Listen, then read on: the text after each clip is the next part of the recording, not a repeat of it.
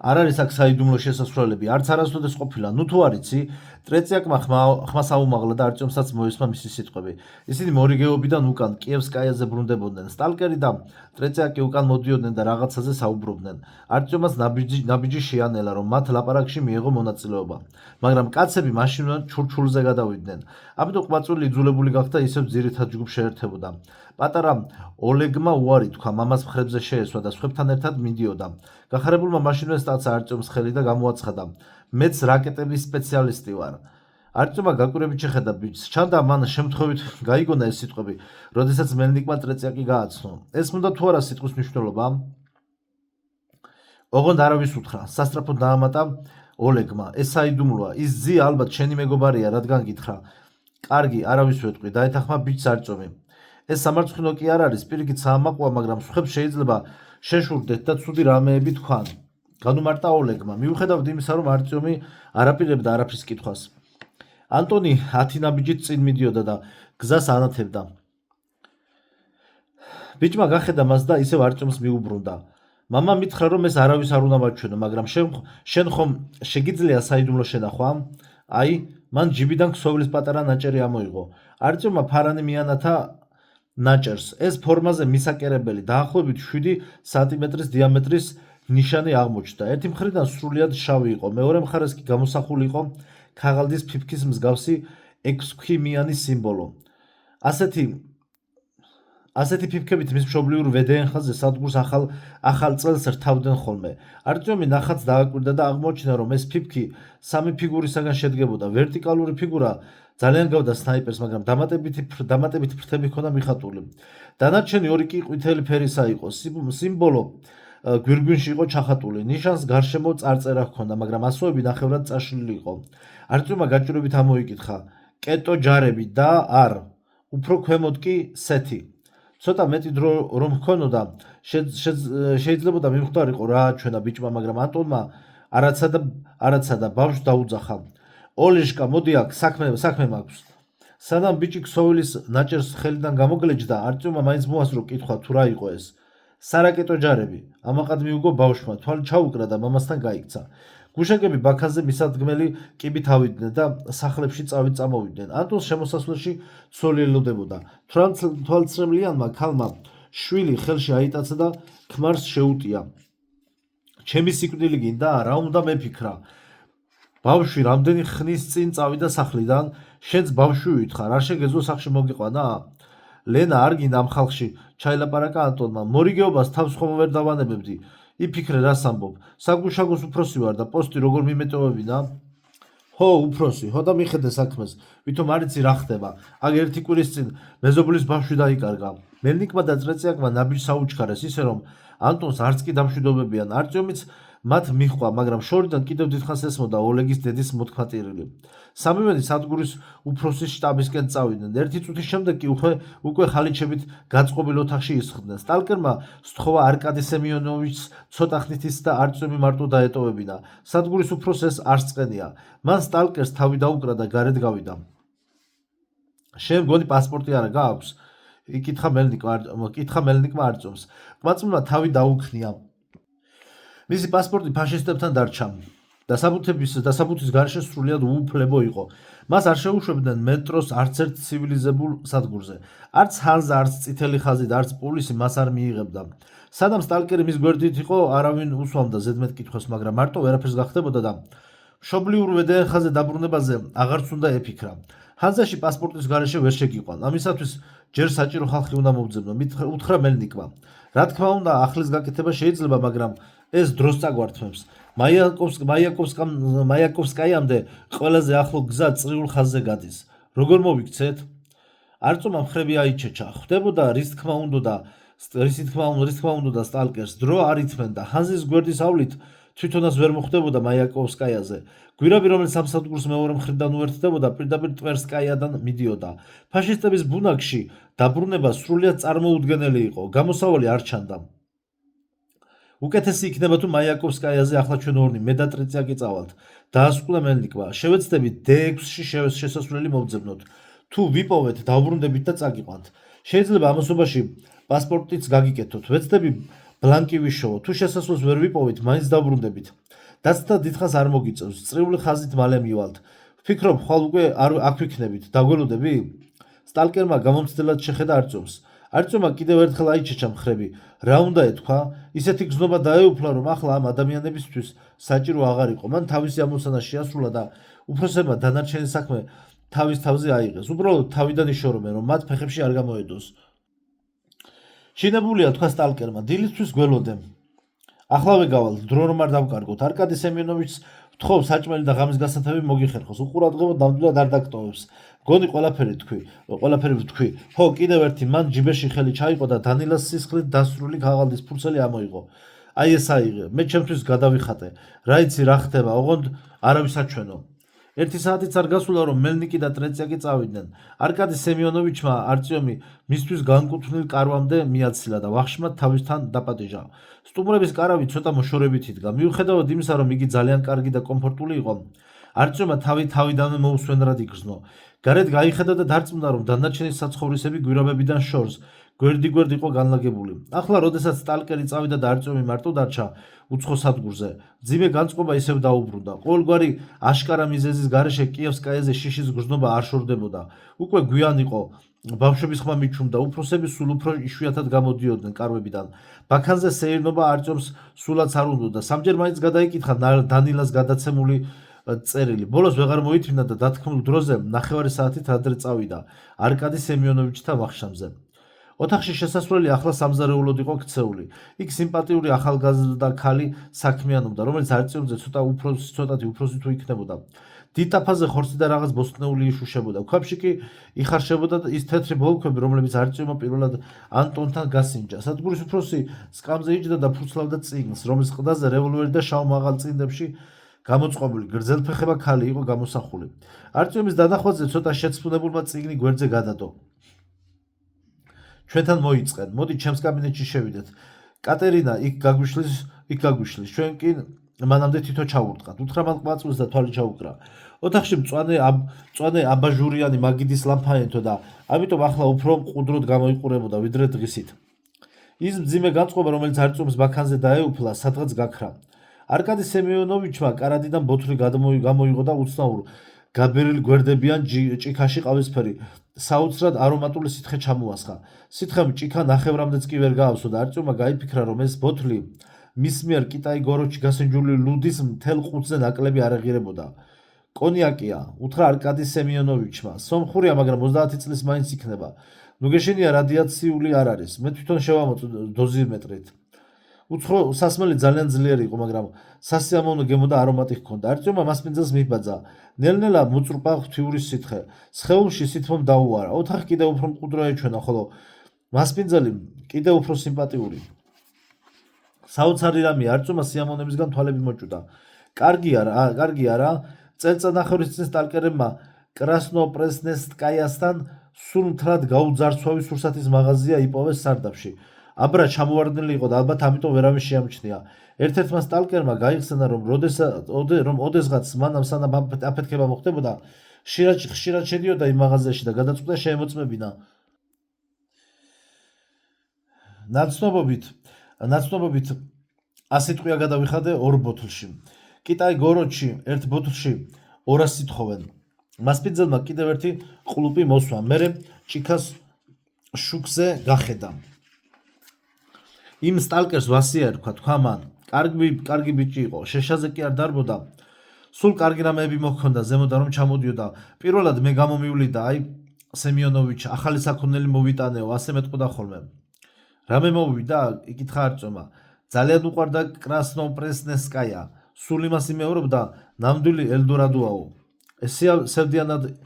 სევდიანად თქვა არკადი სემიონოვიჩმა. ყველაფერი ხელუხლებელი იყო იქ. მარტო სტალინის დროს აშენებული ის მაღალი სახლი რა დღედა. გასაგებია, რატომ არ გაძარცვეს, იქ გზის გადაღმა ზოოპარკია. ხო და ვის ქონდა 2 თავი? იქ შესულიყო. ძალიან გაბედული ბიჭი იყო ვასია, ყოველთვის რისკზე მიდიოდა, სამაგეროდ კარგადაც შეულობდა. ბოლოს მაინც წააგო თავი, ზოოპარკში შეათრიეს. მისმა მეწყვილემ ძლივს გამოასწრო. მოდი მისი ხსოვნისა დავლიოთ. სადგურის უფროსმა ძიმე დამოიოხრა და ჭიქები შეავსო. რადგან კონიაკი ასეთი ძვირი სიამოვნება იყო, არწიომას სცადა წინააღმდეგობის გაწევა, მაგრამ არკადი სემიონოვიჩმა უარი არ მიიღო და ჭიქახალში შეაჩეჩა. არტიომმა გადაწყვიტა, რომ იმ თავზე ხელაღებული სტალკერის ხსოვნის ადგილზელო ნამდვილად უნდა დაელია. ამასობაში სუფრაც გაიშალა და კაცებმა კონიაკი ჩვეულებრივი, მაგრამ კარგად გაფილტრული არყით ჩაანაცვლეს.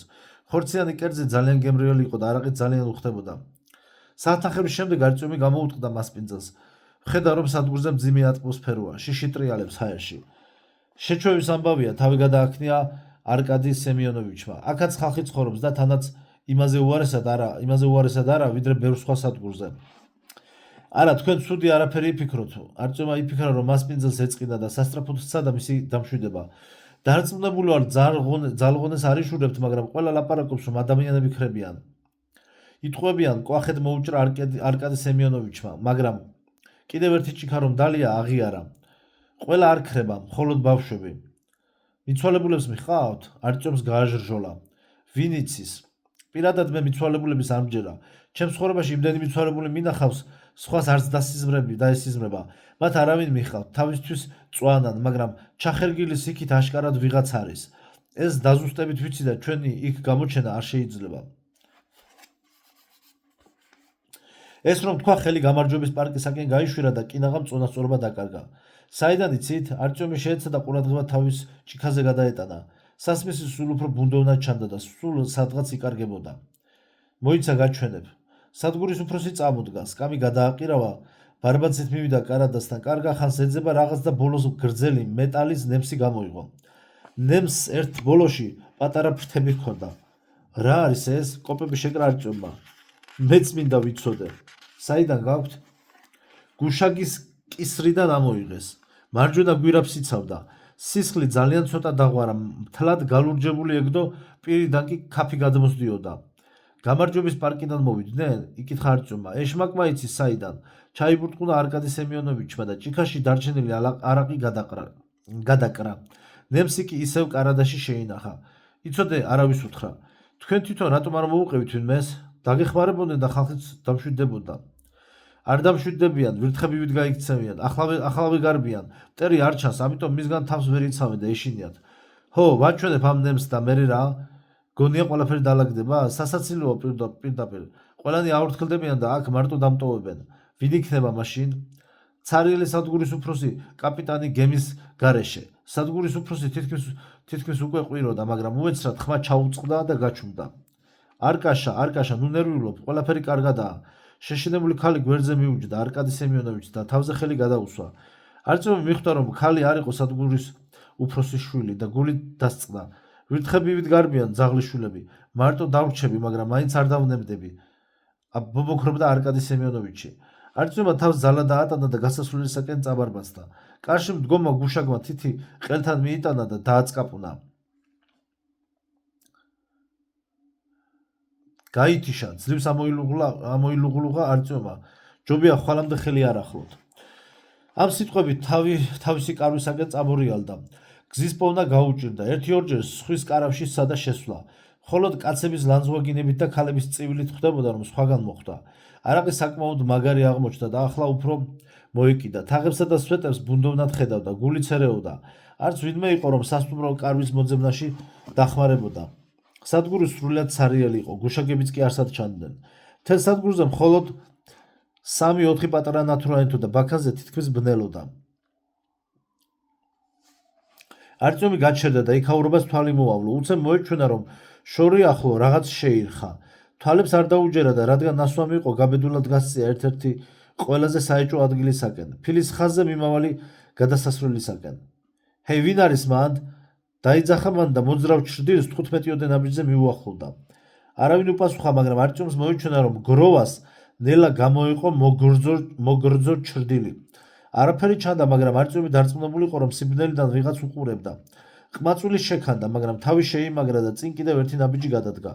ჩრდილი უცებ დაპატარავდა და არტიომისაკენ გაცურდა. ყმაწვილს ერთბაშად გულისამრევი სუნი ეცა. თვალწინ დაუდგა მეოთხე რეიხის გზაზე. გვირაბში დაყრილი გვამები, რომელთაც სწორედ ასეთი სუნი ასდიოდათ. ჩრდილი იმავე წამს საშინელი სისწრაფით გამოქანდა. ყმაწვილმა თვალი ჰკიდა გაფითრებულ თვალებ ჩაცვენილ ლაქებით დაფარულ სახელს და აღმოხდა. მიცვალებული. მერე თავბრუ დაეხვა, ჭერი ამოძრავდა, ამოყირავდა და სიბნელემ დაისადგურა. დედა უფლებას არ მომცემს, შეეშინდება.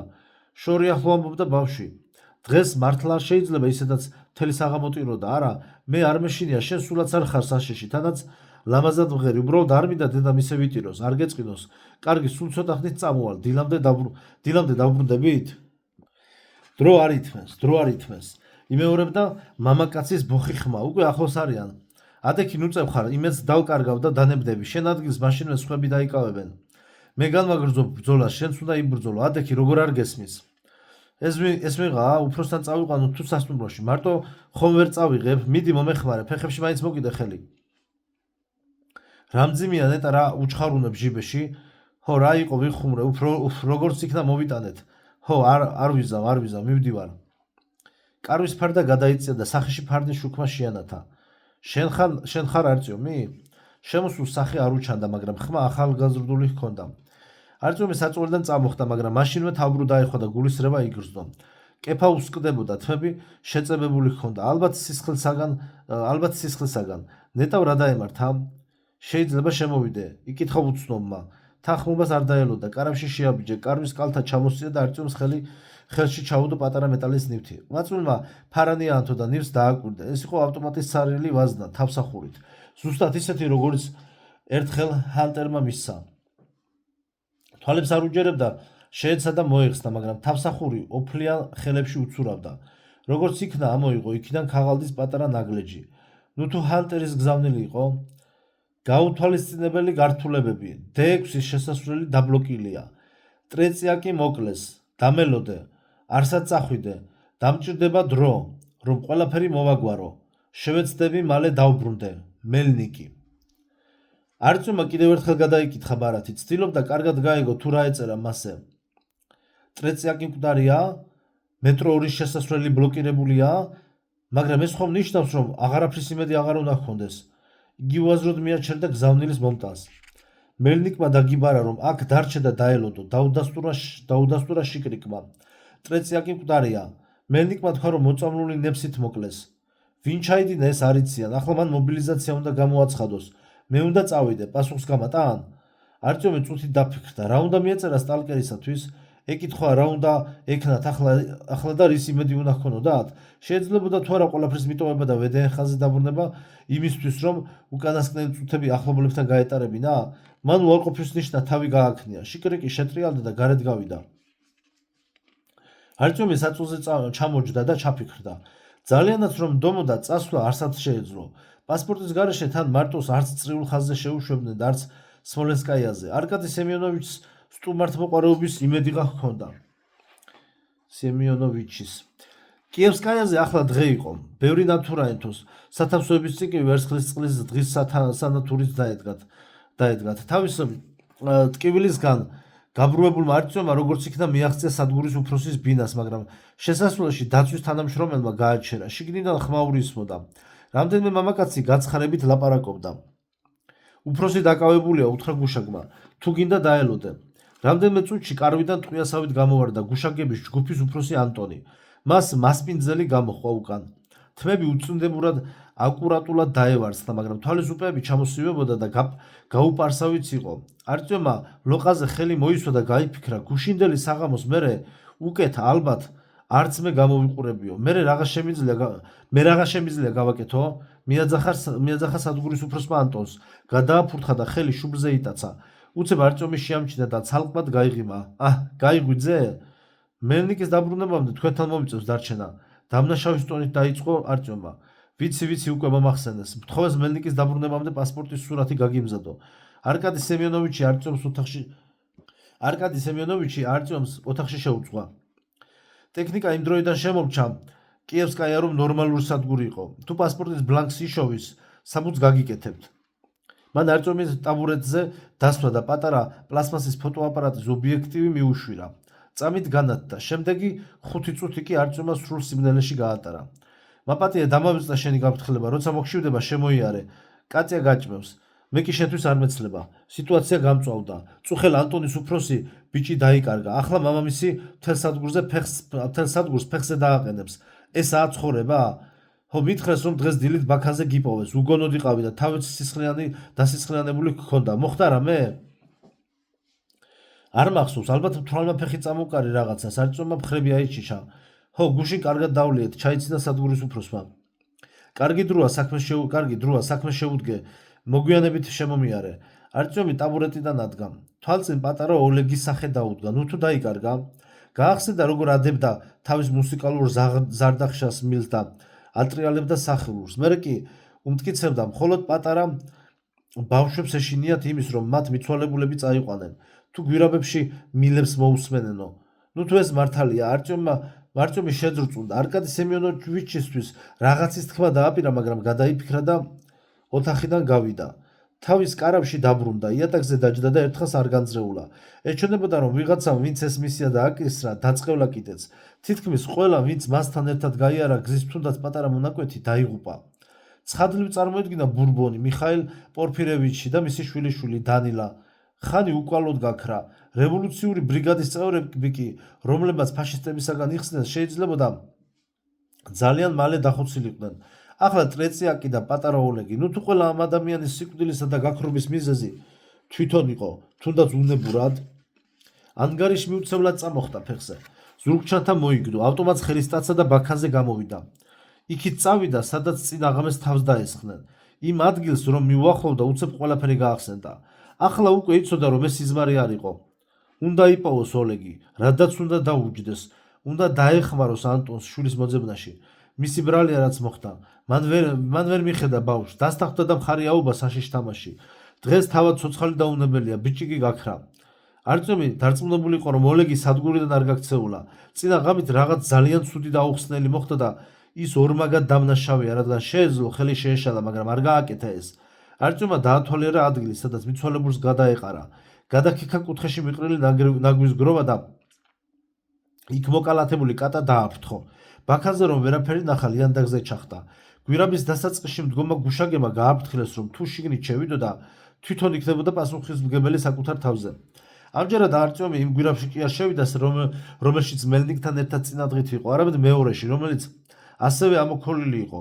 ჩიხში პოსტი იყო მოწყობილი.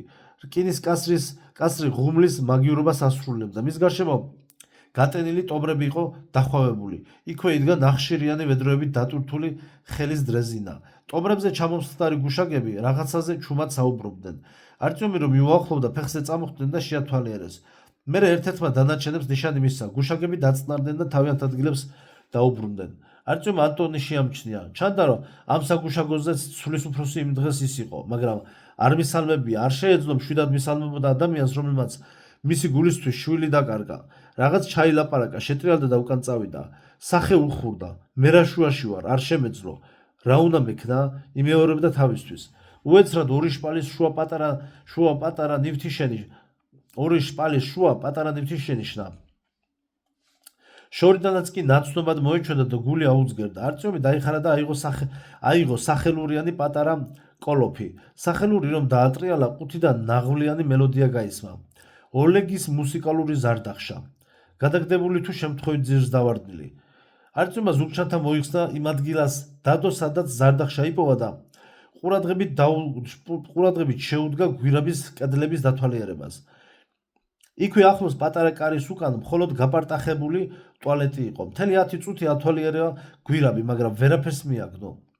უკან დაბრუნდა, მიწაზე დაჯდა, ზურგით კედელს მიეყრდნო და ხანს გამოლეული ჭერს მიაშტერდა. ერთ წამში ისევ ფეხზე იდგა და პატარა ფარანს ანათებდა შავ ნაპრალს, რომელიც ჩამუქებულ ჭერში ძლივს მოჩანდა. ცუდად დახურული ლუქის ხუფი სწორედ იმ ადგილის თავზე, სადაც არტიომმა მუსიკალური ზარდახშა იპოვა, მაგრამ ლუქის მიწვდომაზე ფიქრიც ზედმეტი იყო. ჭერის სიმაღლე 3 მეტრზე მეტი იყო. არტიომმა მყისვე მიიღო გადაწყვეტილება, ზურგჩანთა ლიანდაგზე დატოვა. ზარდახშა აიღო და სწრაფად გაბრუნდა უკან გუშაგებისაკენ. ახლა აღარ ეშინოდა ანტონთან პირისპირ შეხვედრის. პოსტს რომ მიუახლოვდა, ნაბიჯს უკლო, რომ შეშინებულ გუშაგებს მისთვის არ ესროლათ. ანტონს მიუჯდა და ჩურჩულით უამბო ნანახის შესახებ. 10 წუთის შემდეგ უკვე დრეზინაზე იდგნენ, რიგრიგობით ამოძრავებდნენ დრეზინის სახელურებს. გვირაბში დარჩენილებმა გაკვირვებით გააყოლეს თვალი. ხვრელი იმდენად ვიწრო იყო, წელში გამართვას ვერავინ შეძლებდა. იგი გვირაბს პარალელურად მიუყვებოდა ჭერიდან მეტრ-ნახევარში. არწივმა ვერაფრით გამოიცნო, რისთვის უნდა ეარსება ამ ხვრელს. ვენტილაციისთვის, ვირთხების გამო, ავარიულ სიტუაციაში მოძრაობისათვის. დრეზინა პირდაპირ ლუქის ქვეშ გააჩერეს. არწივი ანტონს მხრებზე დაადგა, ლუქი გახსნა, შიგ შეძვრა, მერე კი ანტონს დაეხმარა ზევით ასვლაში. ვიწრო გასასვლელი ორივე მხარეს მიემართებოდა, მაგრამ ანტონმა მაშინვე გამარჯვების პარკისაკენ იბრუნა პირი. რამდენიმე წამის შემდეგ ცხადი გახდა, რომ სწორად მოიქცა. ფარნის შუქზე გამოჩნდა მოგრძო, ბრჭყვიალა ვაზნა. ერთი მათგანი, რომლებიც მელნიკმა ბავშვს აჩუქა. ვაზნის პოვნით აღფრთოვანებულმა არწივმა სიარული სირბილად შეცვალა. ასე გაიარეს კიდევ 20 მეტრი და კედელს მიადგნენ. იატაკში კიდევ ჩანდა სხვა ლუქი. მისი მოხსნილი ხუფი გვერდით იდო. ანტონმა ქვევით ჩასვლა დაიწყო. არწივმა ვერც კი მოასწრო სიტყვის თქვა, რომ ანტონი ლუქში გაუჩინარდა. იქიდან მოისმა რახრახი, მერე ბურტყული და გინება. ბოლოს კი დაგუდულმა ხმამ გაიჟღერა. ფრთხილად ჩამოხდი, აქ 3 მეტრია სიმაღლე. მოიცა გაგინათებ. არწივმა ორივე ხელი ნაპირს ჩაშჭიდა, ძირს ჩაიკიდა, 1-2 ქანის შემდეგ ხელები გაუშვა და ჩახტა. გასწორდა, ხელისგურები გაიწმინდა და ანტონს მიუბრუნდა. აქედან როგორ გავალთ? რამეს მოვიფიქრებთ, ხელი აუქნია ანტონმა. დარწმუნებული ხარ, რომ იმ გვამის ამბავი არ მოგჩვენებია? არწივმა მხრები აიჩეჩა, თავი ჯერ ისევ სტკიოდა, მაგრამ საღად მსჯელობა უკვე შეეძლო და აზრი, რომ წუხელ რაღაც ურჩხული დაესხა თავს, თითქმის აბსურდულად ეჩვენებოდა. გამარჯვების პარკამდე მივიდეთ, გადაწყვიტა ანტონმა. აქ თუ რაღაცა ჯანდაბა არის, მხოლოდ იქიდან შეიძლება მოდიოდეს. ხომ ხარ ჩვენ სადგურზე დამყოფი? მერე და გუში რატომ არაფერი გითხარით? იკითხა არწივმა, რომელიც ცდილობდა ანტონისათვის ფეხი აეწყო. უფროსობა მაგვიკრძალა, ამოიოხრა ანტონმა. სემიონოვიჩს პანიკის ძალიან ეშინია. გვითხრა, ჭორები არ გაავრცელოთო. თავისი სამსახურის დაკარგვის ეშინია, მაგრამ ყველაფერს აქვს საზღვარი. დიდი ხანია ვეუბნები, რომ სამუდამოდ ვერ შეინახავს ამ საიდუმლოს. ბოლო 2 თვის განმავლობაში 3 ბავშვი დაიკარგა, 4 ოჯახი სადგურიდან გაიქცა. აგერ ჩვენს გუშაკს ნემსი გაურჭვეს კისერში. არაო, ამბობს, პანიკა დაიწყებაო, კონტროლს დავკარგავთო, მოკლედ ლაჩარია. ანტონმა ბრაზით გადააფრთხა და ნემსი ვინ არწივს სიტყვა გაუწდა და გაჩერდა. ანტონიც ადგილზე გაშეშდა. ეს რაღაცა? გინახავს სადმე ამნაირი? გაუცებით იკითხა უფროსმა გუშაკმა.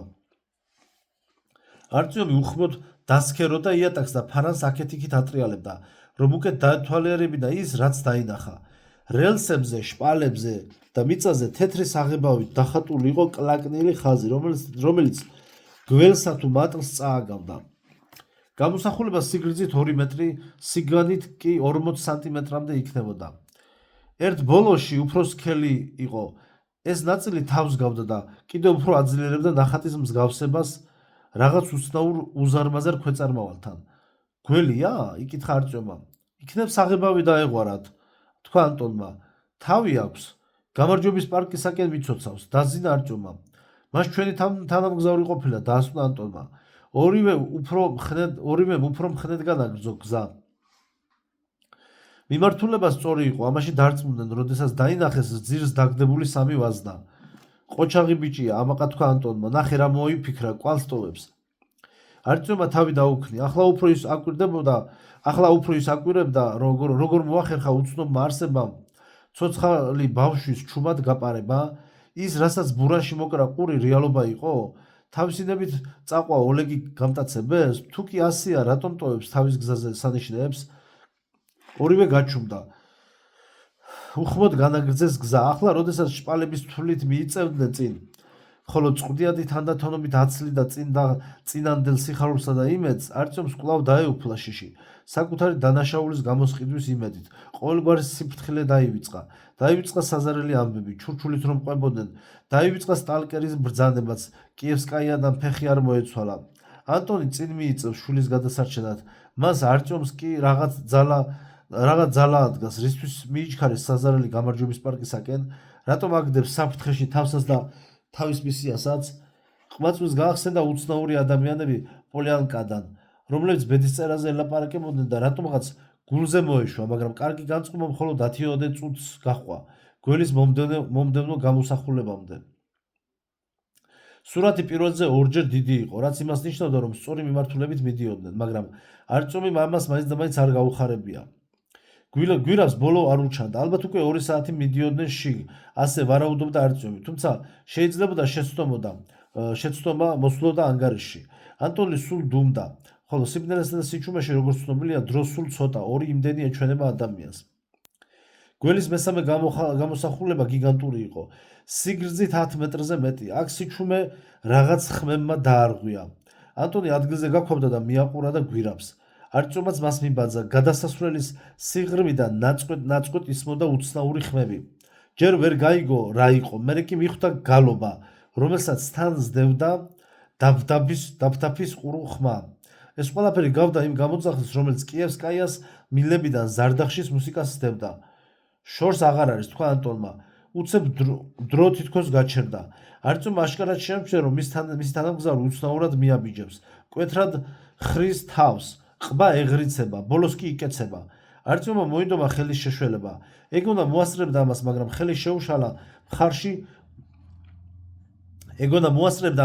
ხელი შეუშალა მხარში მსუბუქმა ჩხვლეტამ. ტყავის ქურთუკში ფოლადის ფრთიანი ნემსი გაერჭო. დააპირა მისი გამოძრობა, მაგრამ ვერ მოახერხა. სხეული თითქოს გაუქვავდა, მერე სულ მოუდუნდა, ვეღარაფერს გრძნობდა, მუხლება უმტყუდა და ჩაიკეცა. გონება არ დაუკარგავს, სმენდა და მხედველობა კი თითქმის მთლიანად შერჩა. სულ თქვა გაუძლიერდა, მაგრამ ახლა ბევრი ჰარი აღარ სჭირდებოდა. ხელფეხის განძრევა აღარ შეეძლო. სწრაფი მსუბუქი ნაბიჯების ხმა გაისმა, რაც ადამიანისას ნამდვილად არ გავდა. ადამიანის სიარულის ხმას არწუმმა ყური მაშინ შეაჩვია, როცა ვედეენხა საგუშაგოზე იდგა. ადამიანები მოდიოდნენ წყვილ-წყვილად, მძიმე ნაბიჯებით. დაუმუშავებელი ტყავის ჩექმის უხეში ბრაგაბრუგი მეტროში შორიდან ისმოდა. არწუმი ახალმოსულებს ვერ ხედავდა, ჩანდა მხოლოდ შპალების ნაწილი და ლიანდაგები, რომლებიც კიევსკაიასკენ მიდიოდა. ყვაწვილმა უსიამო მძაფრი სუნი იგრძნო. 1-2 უცხოები წვანან, თქვა ვიღაცამ ზემოთ. კარგი სროლა, შორს, კისერი, მხარი, განაგრძო მეორემ. ინტონაციის მოკლებული და ემოციისგან დაცლილი ხმები ჰგავდა ქარის მონოტონურ ზუზუს, რომელიც გვირაბში ისმოდა ხოლმე. მიუხედავად ამისა, ხმები უეჭველად ადამიანებისა იყო. არის მიზანში, ასე უნდა დიდ მუხლუხს. განაგრძობდა პირველი ხმა. არის ზუსტად 1 შენ, 2 მე, მოგყავს უცხოელები სახლში, დაუმატა მეორემ. არწუმის თვალწინ სურათი უცებ შეიცვალა, რადგან ვიღაცამ სწრაფად აიტაცა. მერე ერთ მომენტში თვალი მოკრა, ვიწრო სახეს ღრმად ჩაცვენილი თვალებით, შემდეგ ორივე ფარანი. მისიც და ანტონისაც ჩაქრა. გარშემო აღარაფერი ჩანდა. არწუმს სისხლი მოაწვა თავში და ამით მიხვდა, რომ სადღაც მიათრევდნენ უხეშად, თითქოს ტომარა ყოფილიყო. ამასობაში უცნაური საუბარი გრძელდებოდა, ოღონდ მას ახლა დრო და დრო დაძაბული ხვნეშა ერთვოდა. ნემსი, დამბლა, ნემსი, საწამლავი რატომ არა? უფროსმა ასე უბრძანა, ქურუმმა ასე უბრძანა. ასე უნდა დიდ მუხლუხს. ხორცის კარგი შენახვა. შენ ჭკვიანი, შენ და ქურუმი, მეგობრები. ქურუმი ასწავლის. არის 1, 2, მტერი მოდის, სუნი, თოფის წამალი, ცეცხლი, მტერი, ცუდი, როგორ მოდის? არ ვიცი, მეთაური და ვართანი დაკითხვას აკეთებენ. მე და შენ დავიჭერთ, კარგია. დიდ მუხლუხს სიხარული, მე და შენ აღება ჯილდო. ბევრი ჭამა, მოკასინები, ქურთუკი?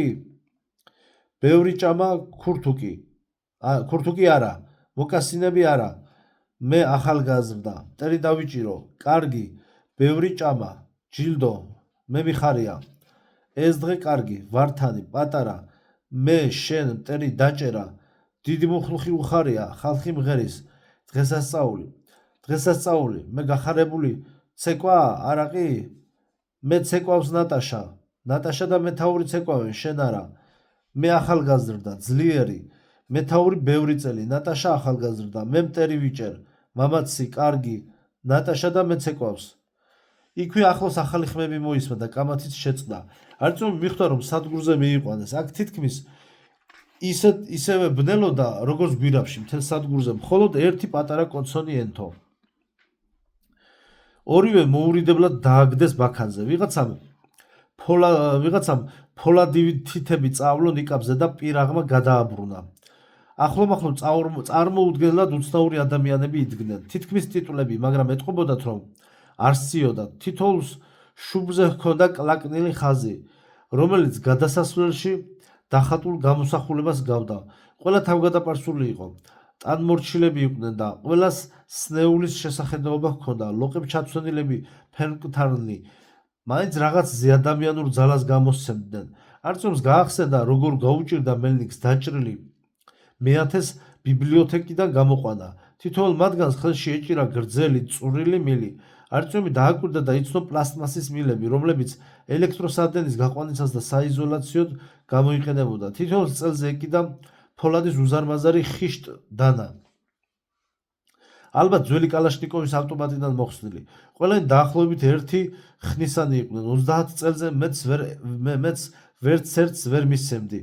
ჯგუფის წევრები ერთხანს უხმოდ უყურებდნენ ორივეს.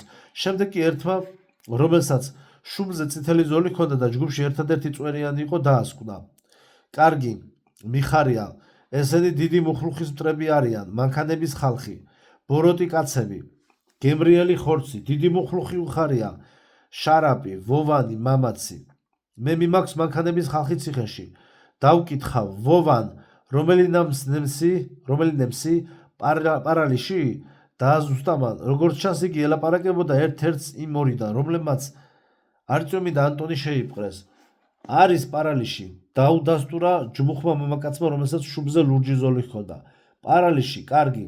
ხორცი არ ფუჭდება. მოუწონა წვერიანმა. ვოვან, შარაპ, აიღე მტრები, წამოდი ჩემთან ციხეში. თვალწინ ისევ დატრიალდა 1000 რამ და სინათლესაც თანდათან დაშორდნენ. არწმუნს ახალი ხმები ესმოდა. ვიღაც აღტაცებას გამოხატავდა, ვიღაც საცუდავად ყმუოდა. მერე გაისმა ჩუმის სიმღერა, რომელიც ავის მომასწავლებლად ჟღერდა. თითქოს მკვდრები გალობდნენ. არწმუნს გაახსენდა ჭორები გამარჯვების პარკის შესახებ. შემდეგ იგი კვლავ დადეს მიწაზე. ანტონიც მის გვერდზე დააგდეს. ცოტა ხნის შემდეგ არწმუნს ჩაეძინა. თითქოს რაღაცა მუბიძგა და უკანახა რომ ახლავე უნდა ადგეს. გაიზმორა ან თუ ფარანი, ხელი მოიფარა, რომ ნამძინარევზე თვალები არ სკენოდა. დაათვალიერა კარავი და გარეთ გავიდა. არწმუნს ძალიან ენატრობოდა სახლი, მაგრამ ახლა, როდესაც ისევ მოხვდა ვედეენხაზე, სიხარულს აღარ გრძნობდა. აქ უთუოდ რაღაც საშინელი მოხდა. გამრული ჭერი, ტყვიისაგან დახვრეტილი დაცარიელებული კარვები. ნამწვის მძიმე სუნი ჰაერში. შორიდან, ალბათ ბაქნის მეორე მხრიდან, სადაც გადასასვლელი იყო, ისმოდა ყურის წამღები კივილი, თითქოს ვიღაცას კლავდნენ. იქაურობას ორი საავარიო ნათურა ძლივს ანათებდა. სუსტი შუქი გაჭირვებით ატანდა კვამში. მთელ ბაქანზე არავინ ჩანდა, მაგრამ არწმუნმა თვალი მოკრა პატარა გოგონას, რომელიც ერთ-ერთ კარავთან თამაშობდა. უნდოდა ეკითხა ბავშვისათვის იქაურობის ამბავი და გაეგო სად წავიდნენ დანარჩენები, მაგრამ ის დანახვაზე გოგონა ხმამაღლა ატირდა. ამიტომ არწმუნიც აღარ მიეძალა. გვირაბები, რომლებიც ბოტანიკური ბაღისაკენ მიემართება. თუკი მისი სადგურის მკვიდრნი მართლა წავიდნენ, მათ თავის შეფარება შეუძლიათ მხოლოდ გადასასვლელებში, რომლებიც ამ წყეული ადგილისაკენ მიდის. რომ გაქცეულიყვნენ მას და ამ პატარა ბავშვს აქ მარტოდ არ დატოვებდნენ. არწმუნი ლიანდაგზე ჩახდა და გვირაბის შესასვლელისაკენ გაემართა. იარაღი არ მაქვს, უიარაღოდ დარჩენა სახიფათოა. გაიფიქრა მან. მაგრამ ახლა მეტი გზა არ აქვს. გარდა ამისა, აქაური ვითარებაც უნდა დაზვეროს. ვაი და შავება მოახერხეს დაცვის გარღვევა, მაშინ მხოლოდ არწმუნის იმედად იქნებიან. უთუოდ უნდა გაიგოს სიმართლე და სამხრეთელ მოკავშირეებს მოახსენოს. როგორც კი გვირაბის შესასვლელს გასცდა, წყდიადი დაატყდა თავს. სიბნელეს შიში მოჰყვა. წინ არაფერი ჩანდა. სამაგიეროდ იქიდან ისმოდა საზიზღარი ხმა. თითქოს ვიღაცა თქლებდა საჭმელს. არწმუნმა ისე ვინანა, რომ იარაღი არ ჰქონდა თან, მაგრამ უკან დახევა აღარ შეიძლებოდა. ჯერ შორიდან, მერე კი უფრო და უფრო ახლოს მოისმა ნაბიჯების ხმა. ნაბიჯები წყდებოდა, როდესაც არწმუნი ჩერდებოდა და ახლოვდებოდა, როცა თვითონ წინ მიდიოდა. ახსოვდა, რომ ერთხელ უკვე დაემართა ასეთი რამ, მაგრამ როდის და სად ვერ გაიხსენა. ძალიან საშიშია, როდესაც მიდიხარ უხილავი და უცნობი მტრისაკენ. არწმუნს მუხლები უკანკალებდა და სწრაფად სიარულს ვერ ახერხებდა. სახეზეც ცივობს ასხამდა. ყოველი განვლილი წამი შიშს მატებდა. ბოლოს როცა ნაბიჯების ხმა მისგან 3 მეტრში გაისმა, ვეღარ გაუძლო, მიბრუნდა და უკან სადგურისაკენ გაიქცა. მირბოდა, ეცემოდა, დგებოდა, ისევ მირბოდა, ბორძიკებდა. მესამე დრო დაეცა, ვეღარ ადგა და მიხვდა, რომ მისი ახსასრული ჟამი დადგა. ყველაფერი ამ ქვეყნად დიდი მუხლუხის შექმნილია. ოდესღაც სამყარო ქვისაგან შედგებოდა და მასში ქვის გარდა არაფერი იყო. არ იყო ჰაერი, არ იყო წყალი, არ იყო სინათლე და ცეცხლი. არ იყო ადამიანი და არ იყო ცხოველი. იყო მხოლოდ უსულო ქვა და მასში ქვაში დამკვიდრდა დიდი მუხლუხი. დიდი მუხლუხი საიდან მოვიდა, ვინ შვა? დიდი მუხლუხი ყოველთვის იყო. სიტყვას ნუმაწყვეტინებ. მან სამყაროს შუაგულში დაიდო ბინა. მან თქვა, ეს სამყარო ჩემი იქნება. სამყარო მაგარი ქვისაგან არის შექმნილი, მაგრამ მე მასში გავღრღნი ჩემს გზებს. იგი ცივია, მაგრამ მე ჩემი სხეულით გავათბობ მას. იგი ბნელია, მაგრამ მე გავანათებ მას ჩემი თვალების შუქით. იგი მკვდარია, მაგრამ დავამკვიდრებ მასში ჩემს ქმნილებებს. ვინ არიან ისინი? ვინ არიან ის არსებები, რომლებიც დიდმა მუხლუხმა მოულინა ქვეყანას თავისი მუცლიდან? შენც და მეც მისი ქმნილებები ვართ და მაშინ დიდმა მუხლუხმა თქვა, ყველაფერი ისე იქნება, როგორც მე ვთქვი, იმიტომ რომ ეს ქვეყანა მიერიდან ჩემია და მან დაიწყო მაგარი ქვის ღრღნა და შექმნა ხვრელები ქვაში. ქვაც დარბილდა მის მუცელში. ნერწყმა და წვენმა დაალბო იგი. ქვა გაცოცხლდა და შვა სოკოები. დიდი მუხლუხი ღრღნის ქვას. იგი ღრღნიდა მას 1000 წლის განმავლობაში, სანამ ისმა გზახრელებმა მთელი დედამიწა წარმოიცვეს. 1000 რამდენია? 1, 2, 3, რამდენი 1000? შენ 10 თითი გაქვს ორივე ხელზე. შარაფსაც 10 აქვს. არა, შარაფს 12 აქვს. არ გამოგვადგება, ვთქვათ, გრომს 10 თითი აქვს. ახლა რომ ამიღოთ შენი და გრომის თითები, კიდევ სხვების თითები, ისე რომ ხალხი იმდენი იყოს, რამდენიც შენ თითები გაქვს, მაშინ ყველას ერთად 10-ჯერ 10 ექნება. ეს არის 100. 1000 კი არის 10-ჯერ 100. ბევრი თითები არ ვიცი დათვლა. არა უშავს, აი ასე, როდესაც ქვეყანაზე გაჩნდა დიდი მუხლუხის ხვრელები, მისი პირველი საქმე დამთავრდა და მაშინ მან თქვა, აი მე ვღრღნიდი და შევქმენი ქვაში 1000-ჯერ 1000 ხვრელი და ქვა იქცა ნაფხვენებად. ნაფხვენები ჩემს მუცელში მოხვდნენ, გაიჟღინდნენ ჩემი სასიცოცხლო წვენით და თვითონაც გაცოცხლდნენ. ძველად ქვა ავსებდა მთელ სამყაროს, ახლა კი ცარიელი ადგილი გამოჩნდა. ახლა გაჩნდა ადგილი ჩემი შვილებისთვის, რომლებსაც მე გავაჩენ და გაჩნდნენ მისი მუცლიდან მისი პირველი ქმნილებანი, რომელთა სახელები ახლა აღარავის ახსოვს. ისინი დიდნი და ძლიერნი იყვნენ. გავდნენ თვით მუხლუხს და მასაც შეუყვარდა ისინი, მაგრამ შვილებს დასალევი არ ჰქონდათ, რადგან მაშინ ქვეყანაზე არ იყო წყალი, ამიტომ ისინი წყურვილისაგან დაიხოცდნენ. მაშინ მწუხარებამ შეიპყრო დიდი მუხლუხი. მანამდე მან არ იცოდა რა არის მწუხარება, რადგან არავინ იყო რომ ხوارებოდა და არც ის იცოდა რა არის მარტოობა.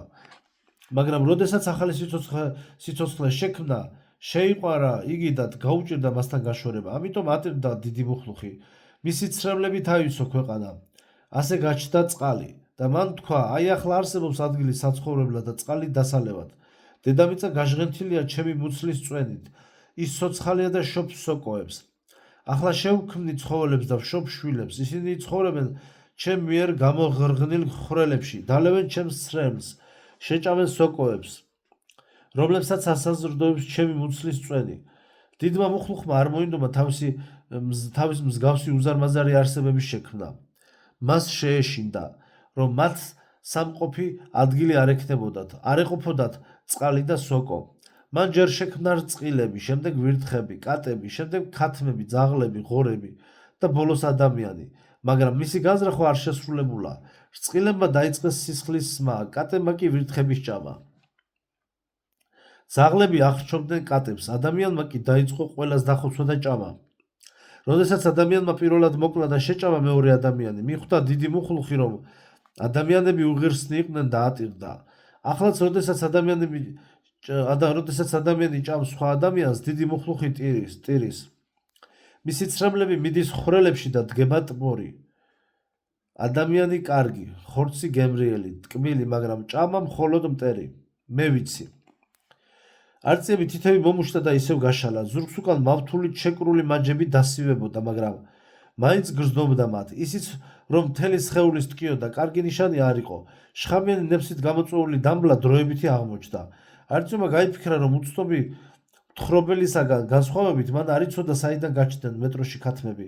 ალბათ რომელიმე ბაზარში მოასწრეს მოვაჭრეებმა მათი მოპარვა. ღორები ვედეეხას პავილიონიდან მოიყვანეს. ეს იცოდა, მაგრამ ქათმები არწივი შეეცადა თვალი მოევლო იქაურობისთვის მას, მაგრამ გარშემო აბსოლუტური წყვილად იყო. მაინც იგრძნო შორი ახლო ვიღაცის არსებობა. გონს მოსული უკვე ნახევარი საათის განმავლობაში ისმენდა ამ უცნაურ საუბარს. თანდათან გაიაზრა, სად მოხვდა. ინძრევა, მესმის. მოისმა ხრინწიანი ხმა, მე ვეძახი მეთაურს. მეთაური აკეთებს დაკითხვა.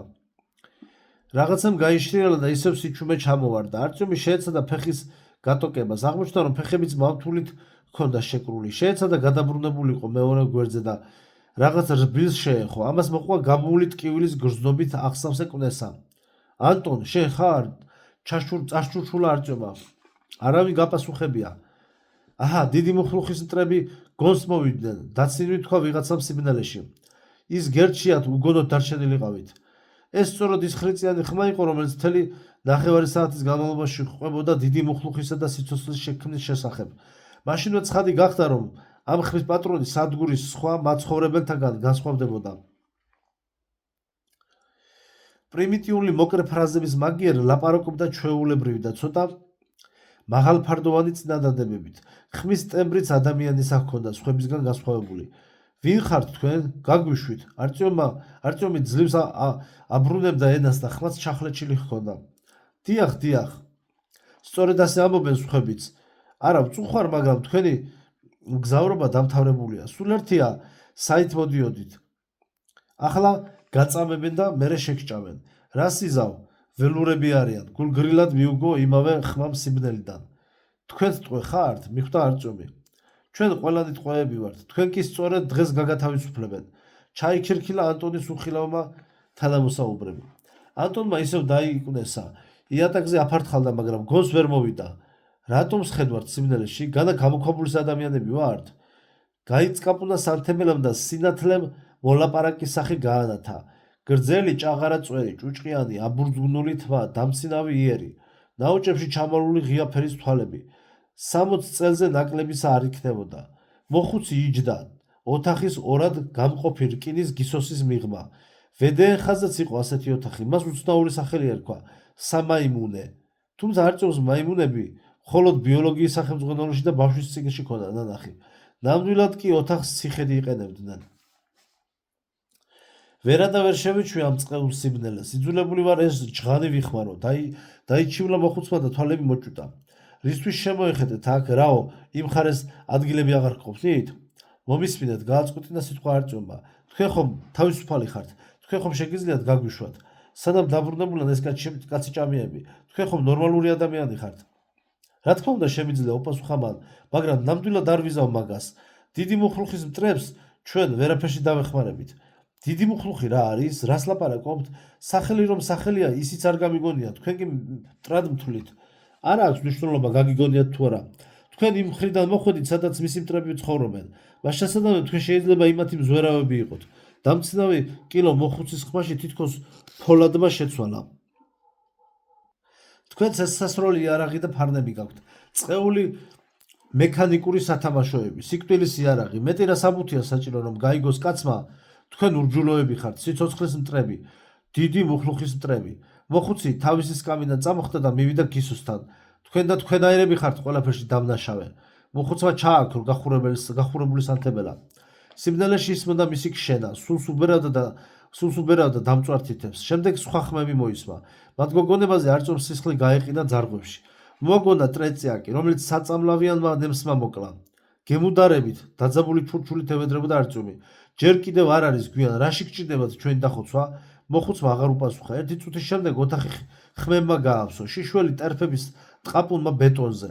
ხმამაღალმა სუნთქვამ, ნესტოებში შემავალი ჰაერის ტვენამ. არწივი ვერც ერთ შემოსულს ვერ ხედავდა, თუმცა გრძნობდა, რომ ოთახში რამდენიმე ასეთი არსება იყო. ისინი ყურადღებით ათვალიერებდნენ არწივს, სუნავდნენ, ყურს უგდებდნენ მისი გულის გერას. ცეცხლის ხალხი, თოფის წამლის სუნი, შიშის სუნი, ერთი იმ მხარის სადგურის სუნი, მეორე უცხო, 1, 2 მტრები, ბოლოს თქვა ვიღაცამ შიშინით. ვართანმა ქნას, გასცა განკვარგულება მეორე მხარემ. ანთე ცეცხლი, მოითხოვა ვიღაცამ. ისევ გაისმა სანთებელას წკაპუნი. ოთახში მოხუცის გარდა 3 თავგადაპარსული ველური იდგა. სანთებელა მოხუცის ხელში ციმციმებდა. ერთი მათგანი ჯმუხი და წვერიანი არწივს იმ დღეს უკვე ენახა. მეორეც საოცრად ნაცნობი მოეჩვენა. მან პირდაპირ თვალებში ჩახედა. ერთი ნაბიჯი წადგა წინ და გისოსთან მივიდა. მას ხვებისაგან განსხვავებული სუნი ასდიოდა. არწივმა იცნო დამპალი ხორცის სიმყრალე. გაუჭირდა მისთვის თავის არიდება. ველურის თვალები ძაბრივით იწოდა გარე სამყაროს. არწივი შეკრთა, გაახსენდა სად ნახა ეს სახე. ეს ის არსება იყო, რომელიც თავს დაესხა ღამით კიევსკაიაზე. არწივს თითქოს ისევ დამბლა დაეცა. სრულიად დაუძლურდა გონება, შეუწყდა აზროვნება და ადგილზე გაშეშდა. მორჩილად გაუხსნა თავისი გონება ამ ადამიანის მსგავს არსებას, რომელიც უხმოდ თვალებით ჭამდა მას. ლუქიდან ის ღია დარჩა. ბიჭის წასაყვანად მოვედით. ანტონის შვილის წასაყვანად, რომელიც ღამე მოიპარე. ყველაფერი ჩემი ბრალია, მე დავრთენება, რომ თქვენი მუსიკა ესმინა მილებიდან. დრეზინიდან ავძვერი, არავისთვის გვითქვამს, ორნი მოვედით. არ დაგვიხურავს. მორჩილად პასუხობდა არწივი კითხვებზე, რომლებიც ჩნდებოდა მის თავში. შეუძლებელი იყო წინააღმდეგობა ან რაიმეს დამალვა იმ უხმო ხმისაგან, რომელიც დაკითხვას უწყობდა. ზუსტად ერთ წუთში გამომკითხველმა გაიგო ყველაფერი, რაც აინტერესებდა. მან თავი დახარა და უკან წავიდა. ცეცხლი ჩაქრა. ნელ-ნელა შეგრძნება ძილში დაბუჟებულ ხელს. ნელ-ნელა როგორც შეგრძნება ძილში დაბუჟებულ ხელს, არწივს დაუბრუნდა თავის კონტროლის გრძნობა. ვოვანი, კულაკი, დაბრუნდებიან გვირაბში, გასასვლელში, დაკეტეთ კარი, ბრძანა ერთ-ერთმა, ალბათ წვერიანმა მეთაურმა. მტრები აქ დარჩებიან, დრონი udaraჯებს, მტრებს, ხვალ დღესასწაულია, ხალხი მტრებს ჭამს, ეთაყვანება დიდ მუხლუხს. რა უქენით ოლეგის, რა უქენით ბავშვს, მიაძახა არწივმა. პასუხად კარი ძლიერად გაჯახუნდა. მე-17 თავი. რამდენიმე წუთს სრული სიჩუმე იყო. არწივმა გაიფიქრა მარტო დაგტოვესო, ამიტომ ისევ აფართხალდა. შეეცადა წამომჯდარიყო, გაკავებული ხელფეხი დაუბუჯდა და სტკიოდა. არწივს მამობილის სიტყვები გაახსენდა. დიდხანს დატოვებულმა სახოებმაც კი შეიძლება გამოიწვიოს სხეულის ქსოვილთა კვდომა და უიმედოდ გაიფიქრა, მერე და სულ ერთი არ არის? ტერო, წყდარად, გაისმა უცებ ხმა. დრონი მოგაფურთხებს, ნემსი დამბლა. ნუიზა მაგას არ გინდა სროლა. არწივი დაემორჩილა და იმედი გაუჩნდა.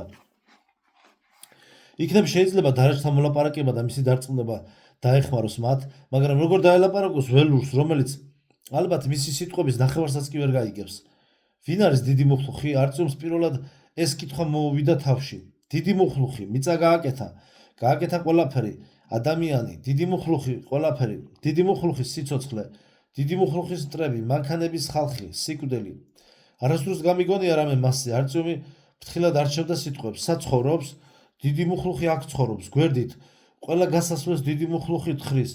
ადამიანი მერე ამბობს, ეს მან გააკეთა. დიდი მუხლუხი იძლევა სიცოცხლეს, ართმევს სიცოცხლეს, ახალ გვირაბებს თხრის. იქ ხალხი ცხოვრობს, კარგი ადამიანები თაყვანსცემენ მას. დიდი მუხლუხის მტრებს კი უნდათ რომ კლავდნენ. ასე ამბობენ ქურუმები მუხლუხის. ვინ არიან ქურუმები? ბებერი კაცები, თავზე თმები. იმათ შეუძლიათ იმათ იციან, ყურს უგდებენ, რა უნდა დიდ მუხლუხს, ეუბნებიან ხალხს. კარგი კაცები ასე იქცევიან, ცუდი კაცები ყურს არ უგდებენ, ცუდი კაცები მტრები, კარგები მათ ჭამენ. არწივს გაახსენდა საუბარი, რომელიც ისე მოისმინა, რომ მოლაპარაკეებს მისი იქ ყოფნა არც გაუგიათ. ამიტომ მიხვდა ლეგენდას დიდი მატყლის შესახებ მოხუც იყვებოდა. ეტყობა ის იყო ერთ-ერთი ქურუმი. ქურუმი ამბობს, არ შეიძლება კაცების შეჭმა. დიდი მუხლუხი ტირის, როცა ერთი კაცი მეორეს ჭამს. არწივი ცდილობდა ლაპარაკისას ველურისთვის მიებაძა. აქ თუ დავრჩებით შეგვჭამენ, დიდი მუხლუხი შეწუხდება, იტირებს. დიდი მუხლუხი რა თქმა უნდა იტირებს, მოისმა სიბნელიდან დამცინავად, მაგრამ ემოციები თავისთვის იყოს და ცილოვან საკვებს რაციონში კი ვერაფრით შეცვლი. ლაპარაკობდა სწორედ ის მოხუცი, არწივმა უმალვე იცნო მისი ხმის ტემბრი და ინტონაცია, ოღონდ ვერ მიხვდა სულ იმ ოთახში იყო თუ მხოლოდ ახლა შემოიპარა. მერე კიდევ ერთი რამ გაახსენდა და ამის გაფიქრებაზე გააჟრიალა. რა ბედნიერებაა, რომ ანტონი ჯერ კიდევ უგონოდაა და ეს არ ესმის. მერე და ბავშვები თქვენ რომ იპარავთ, იმათაც ჭამთ, ის ბიჭი ოლეგი შედრწმუნებულ არწივს ხმა ჩაუწყდა და სიბნელეს მიაპყრო ფართოდ გახელილი თვალები. პატარებს არ ვჭამთ, უპასუხა არა მოხუცმა, არამედ ველურმა. პატარები არ არიან ბოროტები, არ შეუძლიათ მტრები იყვნენ. პატარები მიგვყავს, რომ ავუხსნათ როგორ უნდა იცხოვრონ. დიდ მატლზე ვუამბობთ, თაყვანისცემას ვასწავლით. ყოჩახ დრონ შეაქო ქურუმმა. ეს ჩემი საყვარელი მოწაფეა, განმარტა მან. რა მოვიდა ბიჭს, რომელიც წუხელ მოიპარა ეს, სად არის? ვიცი თქვენ მოურჩხულმა მოიტაცა, თქვა არწივმა. ურჩხულმა? მერე და ვინ მოამრავლა ეს ურჩხულები? ბრაზი მოერია მოხუც. ვინ მოამრავლა ეს მუნჯი, სამთვალიანი უხელო ექვსთითიანი არსებები, დაბადებისთანავე რომ იხოცებიან და ვერ მრავლდებიან? ვინ წაართვა მათ ადამიანის სახე, ვინ დაპირდა სამოთხეს, მერე კი მიატოვა, რომ ამ წყეული ქალაქის გამოუვალ ხვრელში ამომწყდარიყვნენ? ვინაა დამნაშავე და ვინ გამოდის ნამდვილი მონსტრი? არწევს ხმა არ გაუღია, მოხუცსაც აღარაფერი უთქვას, მხოლოდ ღრმად სუნთქავდა, რომ დაწნარებულიყო. სწორედ ამ დროს ანტონიც მოვიდა გონს და ამოიხავლა. სად არის ჩემი შვილი, სად არის? დამიბრუნეთ. ხავილი ყვირილად ექცა. ანტონი ცდილობდა განთავისუფლებულიყო, იატაკზე გორავდა და ხან გისოს, ხანაც კედელს ენარცხებოდა. შფოთიანია, ისევ დაცინით თქვა მოხუცმა. დრონ დაამშვიდე. გაისმა უცნაური ჩახოლებისა თუ ძლიერად ამოსუნთქვის ხმა, რასაც წვენა მოჰყვა. რამდენიმე წამის შემდეგ კი ანტონი ისევ გაშეშდა. კარგია ჭკუის სასწავლებლად, თქვა ქურუმმა. წავალ ბიჭს მოვიყვან. შეხედოს მამას და დაემშვიდობოს. კარგი ბიჭია, მამის საამაყოშვილი, დიდი წინააღმდეგობა გაუწია ჰიპნოზს. მოხუცი კარისკენ ფეხათრეული წავიდა, კარმა გაიჭრიალა. ნუ გეშინიათ მოულოდნელად ტონი შეარბილა მცველმა. კარგი კაცები მკვლელები არ არიან, მტრის შვილებს არ ჭამენ. პატარები არ სცოდავენ, შეიძლება მათ ასწავლა როგორ იცხოვრონ კარგად. დიდი მუხლუხი პატიობს პატარა მტრებს. ღმერთო ჩემო, რა მუხლუხი, რიც მუხლუხი, ეს რა აბსურდია. ეს სექტანტებისა და სატანისტების ბოდვაზე უარესია, როგორ შეგიძლიათ მისი არსებობა ირწმუნოთ? ვინმე ოდესმე უნახავს ეგ თქვენი დიდი მუხლუხი? შენ გინახავს? არწევს უნდოდა თავისი სიტყვები სარკასტულად წარმოითქვა, მაგრამ იატაკზე დაგდებული ხელფეხშეკრული კაცისთვის ეს შეუძლებელი იყო. მიხვდა თანდათან როგორ დაეუფლა საკუთარი ბედისადმი გულგრილობის გრძნობა, ისევე როგორც მაშინ ფაშისტების ტყვეობაში სიკვდილს რომ ელოდა. თავი დაადო ცივ იატაკს და თვალები დახუჭა. დიდი მუხლუხის შეხედვა არ შეიძლება, აკრძალულია მოუჭრა ველურმა. არა, უხალისოდ გაეპასუხა არწევი. არ არსებობს არავითარი მუხლუხი. გვირაბებს ადამიანები თხრიდნენ, ყველა რუკაზე აღნიშნული, იქ სადაც ხანზაა, ერთი გვირაბი მრგვალია. ასეთი რამის გაკეთება მხოლოდ ადამიანებს შეუძლიათ. შენ კი ალბათ ისიც არ იცი რა არის რუკა. ვიცი, მშვიდად უთხრა დრონმა. მე ქურუმის მოწაფე ვარ, ის გვიჩვენებს ხოლმე. რუკაზე ბევრი გზა არ არის. დიდი მუხლუხის გზები რუკაზე არ არის. აქაც კი ჩვენთან არის ახალი სავალი გზები. რუკაზე კი არ არის. ეს წმინდაა. მანქანის კაცები აკეთებენ რუკებს. ფიქრობენ, რომ სავალი გზები მათი გათხრილია, სულელები, ამპარტავნები. არაფერი არ იციან, ამიტომ დიდი მუხლუხის ჯის მათ. რისთვის ჯის? ვერ მიხვდა არწევი. ამპარტავნობისთვის, ჩამომარცვლა ველურმა. ამპარტავნობისთვის დაუდასტურა ქურუმის ხმამ. დიდმა მუხლუხმა ადამიანი სულ ბოლოს შექმნა და ადამიანი მისი ყველაზე საყვარელი ქმნილება იყო. მან სხვებს არ მისცა გონება, ადამიანს კი მისცა. მან იცოდა, რომ გონება სახიფათოა, ამიტომაც დამოძღვრა ადამიანი. იცხოვრე ისე, რომ მშვიდობა გქონდეს საკუთარ თავთან, დედამიწასთან, ყველა სულიერთა და მემომაგე თაყვანისცემა. ამის შემდეგ დიდი მუხლუხი დედამიწის ქვესკნელში დამკვიდრდა, მაგრამ დაიბარა. დადგება დღე, როდესაც დავბრუნდები. იმოქმედე ისე, თითქოს მე შენ გვერდით ვარ. ხალხმაც დაიჯერა თავისი შემოქმედის სიტყვა. მშვიდობა ჰქონდა დედამიწასთან, რომელიც მან შექმნა. ერთმანეთთან, სხვა სულიერებთან და თაყვანს სცემდნენ დიდ მუხლუხს. მათ ყავდათ შვილები, მათ შვილებსაც ყავდათ შვილები და ისინი გადასცემდნენ შვილებს დიდი მუხლუხის სიტყვებს, მამა ვაჟიშვილს, დედა ქალიშვილს, მაგრამ დაიხოცნენ ისინი, ვისაც თავისი ყურით ჰქონდა მოსმენილი მისი ბრძანებანი. დაიხოცნენ მათი შვილებიც, გაქრა მრავალი თაობა, დიდი მუხლუხი კი აღარ დაბრუნდა.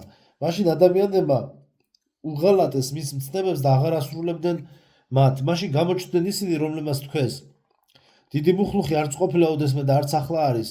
სხვები ელოდნენ, რომ დიდი მუხლუხი დაბრუნდებოდა და დასჯიდა მათ, დაწვავდა თავისი თვალების ნათელით, შთანთქავდა მათ სხეულებს და მიწით ამოავსებდა მათი საცხოვრებლის სავალ გზებს, მაგრამ დიდი მუხლუხი არ ჩანდა.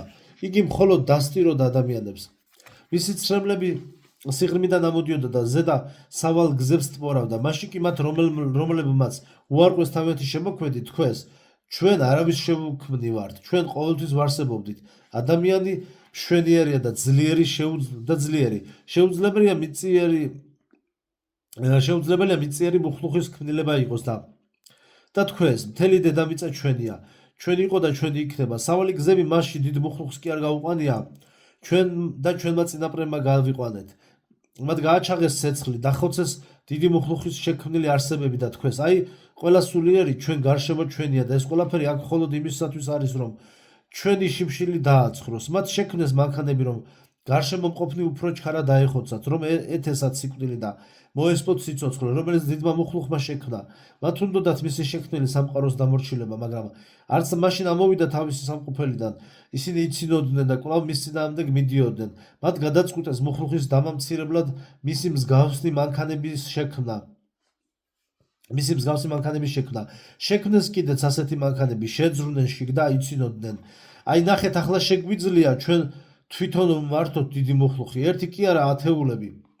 მათი თვალებიდან გამოდის შუქი, გვინავს ქუხილი, როცა მოძრაობენ. მისი წიაღიდან გადმოდიან ადამიანები, ჩვენ შევქმნით მუხლუხი, მას კი არ შევქმნივართ, მაგრამ მათ ესეც არ იმყოფინეს, მათ გულში სიძულვილმა იმძლავრა. გადაწყვიტეს თვით დედამიწის განადგურება, შექმნეს ათასობით ცეცხლის მრქვეველი მანქანა, რომლებიც სპობდა დედამიწას და მის ზედაპირზე ყველა სულიერს. მაშინ ვეღარ მოითმინა დიდმა მუხლუხმა და დაწყევლა ისინი. წაართვა მათ ყველაზე ძვირფასი გონება. ადამიანების სიშმაგემ შეიპყრო და მათ თავიანთი მანქანები დაუპირისპირეს ერთმანეთს. არ ახსოვდათ, რატომ იქცეოდნენ ასე, მაგრამ გაჩერება აღარ შეეძლოთ. ასე დასაჯება დიდმა მუხლუხმა ადამიანები აპარტავნებისათვის. მაგრამ ყველა ხომ არა გაისმა ბავშვის ხმა. არა, ისეთებიც იყვნენ დიდი მუხლუხი, რომ ახსოვდათ და ეთაყვანებოდნენ. მათ უარი თქვეს მანქანებზე, სინათლეზე და ქვეყნიერებასთან ბრძოლაზე. ისინი გადარჩნენ. დიდმა მუხლუხმა არ დაივიწყა მათი ერთგულება. შეუნარჩუნა გონება და დაპირდა, რომ მათ მთელ ქვეყანას მისცემს, როდესაც მტრები დაეცემიან. ასეც იქნება. ოლეგი ხარ? არწივს ბავშვის ხმა ეცნო, მაგრამ არავინ უპასუხა. დიდი მუხლუხის მტრები დღესაც ცხოვრობენ მის გათხრილ გვირაბებში, რადგან სხვაგან ვერსად შეაფარებენ თავს, მაგრამ ისინი მას კი არ სცემენ თაყვას, არამედ თავიანთ მანქანებს. დიდ მუხლუხს უზარმაზარი მოთმინება აქვს. ადამიანთა უწესობას იგი მრავალი საუკუნის განმავლობაში ითმენდა, მაგრამ მოთმინებაც არ არის უსასრულო. ასეთია წინასწარმეტყველება, როდესაც დიდი მუხლუხი ქვეყნის მტრების ბნელ გულს უკანასკნელად დაარტყავს. მათი ძალა დამარცხდება და ქვეყნიერებას კეთილი ადამიანები დაეუფლებიან. აი, კიდევ წინასწარმეტყველება. დადგება ჟამი და დიდი მუხლუხი დასახმარებლად მოუწოდებს მდინარეებს, მიწას და ჰაერს. ჩაიზნიქება დედამიწა. გადმოსკდება აკაფებული ნიაღვარი და მტრის შაუბნელი გული არარაობად იქცევა. მაშინ საბოლოოდ გაიხარებს მართალი და კეთილი კაცი. ბედნიერი იქნება, გაქრება ყოველგვარი სნეულება. ყველასათვის საკმაოდ იქნება სოკო, ბევრი იქნება პირუტყვიც. სადღაც სინათლე აკიაფთა. არწუმა მოახერხა და ზურგით კედელს მიეყრდნო. ახლა აღარ იყო საჭირო სხეულის მოგრეხა იმის დასანახად, რაც გისოსის მიღმა ხდებოდა. შუა ოთახში მისგან ზურგით იატაკზე ფეხმორთქმით იჯდა პატარა ბიჭი, რომელსაც თავზე ადგა გაძვალტყავებული ქურუმი. ქურუმს ხელში ჩაებღუჯა სანთებელა, რომელიც მის სხეულს მკრთალ შუქს ფენდა. ველური, რომელსაც ხელში ჩასაბერი ეჭირა, კარის ჩარჩოს მიყრდნობოდა. ყველანი შესქოროდნენ მოხუცს, რომელმაც ის იყო დაამთავრა ქადაგება. არწივმა გაჭირვებით მიაბრუნა თავი და დაინახა დამბლა ნემსით გაშაშებული ანტონი, რომელიც ჭერს შესქეროდა და ამიტომ შვილს ვერ ხედავდა, მაგრამ ალბათ ყველაფერი ესმოდა. ადექი შვილო ამ ხალხს შეხედე, თქვა ქურუმმა. ბიჭი მკვირცხლად წამოხდა და არწივისკენ შებრუნდა. ეს ოლეგი იყო. მოდი უფრო ახლოს, იცნობ რომელიმეს? კითხა მოხუცმა, ვიცნობ. თავი დაუქნია ბიჭმა და არწივს სწარმებს ქვემოდან ახედა. ეს მამა ჩემია. ამ ძიასთან ერთად კი ჩვენ ვისმედით თქვენს სიმღერებს მილებიდან. მამაშენი და მისი მეგობარი ცუდი კაცები არიან. ისინი იყენებდნენ მანქანებს დიდი მუხლუხის დასამცირებლად. ისინი დიდი მუხლუხის მტრები არიან. გახსოვს რა გვიამბე მე და ძია ვართანს, რა შვრებოდა მამაშენი, როდესაც ცუდმა კაცებმა გადაწყვიტეს მსოფლიოს მოსპობა?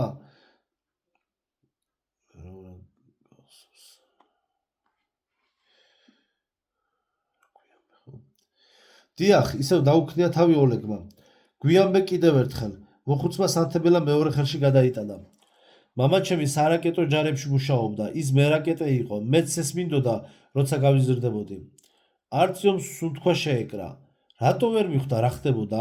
აი საიდან აქვს იმ ბიჭს ის უცნაური ნიშანი? აი რატომ აცხადებდა მეც მერაკეტე ვარო, როგორც მოკლული ტრეწიაკი.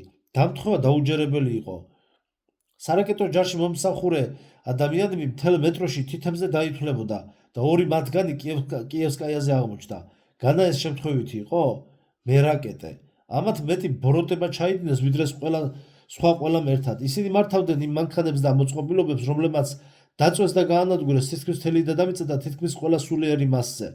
დიდი მუხლუხი შეუმდობს ბევრ ცოდვილს, მაგრამ ვერ აპატიებს მათ, ვინც გასცემდა ქვეყნიერების დანგრევისა და ყველას დახოცვის ბრძანებებს. ვერც იმათ, ვინც ამ ბრძანებებს ასრულებდა. მამაშენმა გაუსაძლესი ტკივილი აგრძნობინა დიდ მუხლუხს. იცი რის ღირსია იგი? მოხუცის ხმას მრისხანება შეეტყო.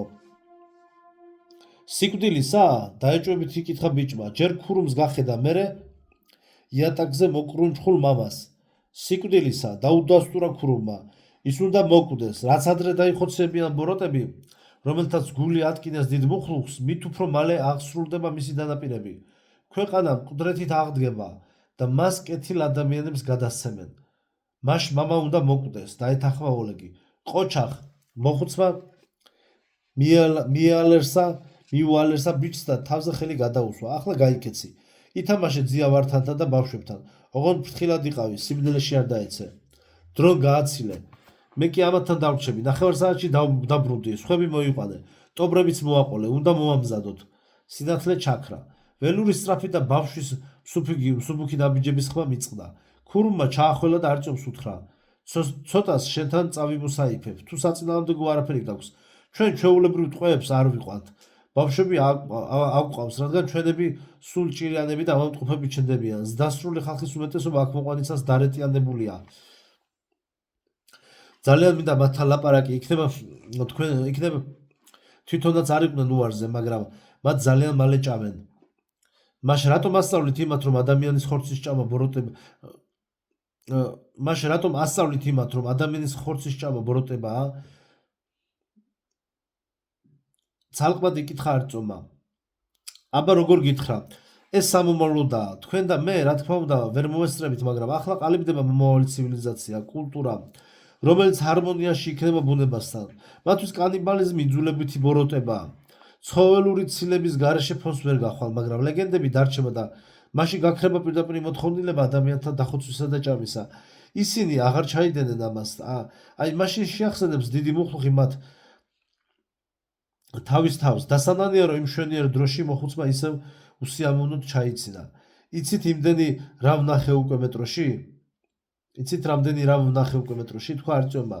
ერთ სადგურში ჟერათ, რომ დიდხანს თუ თხარეს, ჯოჯოხეთს მიაღწევენ. მეორე სადგურში ფიქრობენ, რომ ჩვენ უკვე 60-ის წინა ვართ. ბოროტისა და კეთილის უკანასკნელი შებრძოლება დამთავრებულია და ვინც ცოცხალი გადარჩა, რჩეულია და ღვთის სასუფეველში შევა. ამიტომ როგორღაც ძნელია ვირწმუნო თქვენი მუხლუხის. თქვენ თვითონ თუ გწავთ მისი არსებობის? სულ ერთი არ არის რა მწავს მე ან სხვა ქურუმებს? ჩაიცინა მოხუცმა. შენ ცოტა ხნის სიცოცხლე დაგრჩენია, სულ 1-2 საათი. ამიტომ რაღაცას გიამბობ. ყველაზე გულახდილი იმასთან შეიძლება იყო, ვინც შენს ახსარებას მთლიანად ჩაიტანს საფლავში. მაშა სადამე სულაც არ არის მნიშვნელოვანი ის, რაც მე მწამს. მნიშვნელოვანია ის, რაც სწამთ ადამიანებს. ძნელია იწამო ღმერთი, რომელიც შენვე შექმენი. ქურუმი ცოტა ხნით გაჩუმდა. შემდეგ კი განაგრძო. ერთ დროს უნივერსიტეტში ვსწავლობდი ფილოსოფიასა და ფსიქოლოგიას. ერთი პროფესორი მყავდა კოგნიტურ ფსიქოლოგიაში, უჭკვიანესი კაცი იყო, აზროვნებითი პროცესის ყველა წვრილმანი იცოდა. მის მოსმენას არაფერი სჯობდა. როგორც ყველა ჩემს თანატოლს მეც მაწვალებდა კითხვა, არსებობს თუ არა ღმერთი. დილამდე ვჭობდით სამზარეულოებში შეყუჟულები. ერთხელაც გადავწყვიტე, რომ სწორედ იმ პროფესორს ადამიანის სულში ყველაზე უფრო ჩახედულს შეეძლო ზუსტი პასუხი გაეცა ჩემს კითხვაზე. შევაკითხე კაბინეტში, ვითომ რეფერატზე სალაპარაკოდ და ვკითხე: ივან მიხაილოვიჩ, თქვენი აზრით არსებობს თუ არა? თქვენი აზრით არსებობს ღმერთი თუ არა? მისმა პასუხმა მაშინ ძალიან გამაკვირვა. აი რა მითხრა მან. ჩემს თავს ამას არ ვეკითხები. მე მორწმუნე ოჯახში გავიზარდე და მიჩვეულო არა აზრს, რომ იგი არსებობს. არ ვცდილობ გავაანალიზო ღვთის რწმენა ფსიქოლოგიური თვალსაზრისიდან, იმიტომ რომ არ მინდა. საერთოდ კი ეს ჩემთვის იმდენად პრინციპული ცოდნის საკითხი არ არის, რამდენადაც ყოველდღიური ქცევისა. ჩემი რწმენა ის კი არ არის, რომ გულწრფელად მწამს უზენაესი ძალის არსებობის, არამედ ის, რომ ვასრულებ ჩვენთვის ნაბრძანებულ მცნებებს, ძილის წინ ვლოცულობ, ეკლესიაში დავდივარ. ამის მეშვეობით თავს უკეთ ვგრძნობ, უფრო მშვიდად. მოხუცი გაჩუმდა. მერე? იკითხა არწომა. მერე და მერე. წამს მე დიდი მუხლუხის თუ არა, ამას არც ისე დიდი მნიშვნელობა აქვს. მცნებები კი, რომლებსაც ღვთიური ბაგეები წარმოთქვამენ, საუკუნოა. სულ ცოტა რამ არის საჭირო, შექმნა ღმერთი და მას საჭირო სიტყვები დაასწავლო. დამიჯერე დიდი მუხლუხი სხვა ღმერთებზე უარესი არ არის და მისი ხსენებაც სხვებზე უფრო დიდხანს იქნება. არწომა თვალები დახუჭა. არავის მცირედი ეჭვიც არ შეპარვია დიდი მუხლუხის არსებობაში. არც დრონს, არც ამ უცნაურ ტომის ბელაც ვართანისნაირ უცნაურ ხალხსაც კი. მათთვის ეს იყო რეალობა, ერთადერთი ახსნა იმისა, რასაც გარშემო ხედავდნენ. ერთადერთი სახელმძღვანელო ქმედებისათვის და კეთილისა და ბოროტის ერთადერთი საზომი. სხვა რა უნდა ერწმუნა ადამიანს, რომელსაც თავის სიცოცხლეში მეტროს მეტი არაფერი ენახა. მაგრამ მუხლუხის შესახებ არსებულ ლეგენდებში კიდევ იყო რაღაც, რის გაგებაც არწიომს ჯერჯერობით არ შეეძლო. მაგრამ რატომ ასწავლით მათ მანქანების სიძულვილის, რა არის ცუდი მექანიზმებში, ელექტროობა, სინათლე, ცეცხლსასროლი იარაღი, უამათოდ როგორ იქნება თქვენი ხალხი? იკითხა არწომა. რა არის ცუდი მექანიზმებში? მოხუცის ლაპარაკის კილო მკვეთრად შეიცვალა. გაუქრა ყალბი კეთილ განწყობებაც და მოთმინებაც. შენ სიკვდილამდე 1 საათი დაგჩენია და ახლა აპირებ მიქადაგო მანქანების სარგებლობაზე? მოიხედე, მხოლოდ ბრმა ვერ დაინახავს იმას, რაც კაცობრიობა დაინახავს ამას. კაცობრიობა მხოლოდ იმიტომ დაეშვა თავქვე, რომ ზედმეტად მიენდო მანქანებს. როგორ ბედავ ტექნიკის დიდ როლზე კრიტის დაძვრას აქვს ჩემს ადგურზე, შენ არარაობავ. არწიომი არ მოელოდა, რომ მისი ეს კითხვა წინა კითხვაზე ნაკლები მკრხელური მოხუცის ასეთ რეაქციას გამოიწვევდა. პასუხად რომ ვერაფერი მოიფიქრა, გაჩუმდა. რამდენიმე წუთი გავიდა, სადაც მოხუცი დამშვიდებას მოახერხებდა. გადავეჩვიე ურჯულოებთან ლაპარაკს, გამიგრძელდა თქვენთან მუსაიფი. რატომღაც ახალგაზრდებიც იგვიანებენ, ტომრები არ მოაქვთ. ტომრები განსაკუთრებული კილოთი წარმოთქვა და მრავალ ნიშნულოვნად გაჩუმდა. რატომ რებს ახსენებთ? გაება დაგებულ ხაფანგში არწოვი. თქვენს მოსახარშ ტომრებს. წეგან წამება ვახსენე, მაგრამ დიდ მუხლუხს ზულს ფუჭის ისასტიკე. რა საჭიროა წამება, როცა კაცი ისედაც პასუხობს? ამიტომ როცა მივხვდით, რომ კანიბალიზმმა აქ ფეხი მოიკიდა, მე და ჩემმა კოლეგებმა გადავწყვიტეთ ამ საკითხის კულინარიული მხარე მაინც მოგვეწესრიგებინა. ვიღაცამ გაიხსენა, რომ კორეელები ცოცხალ ძაღლებს ტომრებში სვავენ და ჯოხებით ბეგვავენ. როგორც ხორცს, ასე უკეთესი გემოეძლევა, რბილდება. ზოგისთვის ეს მრავლობითი ჰემატომაა, ზოგისთვის კი დაბეგვილი ხორცის მწვადი. ამიტომაც უნდა გვაპატიოთ. მე თვითონ იქნებ ასე ვიზამდი, ჯერ მოვკლავდი, ჯოხით კი მერე დავბეგვავდი, მაგრამ რეცეპტია.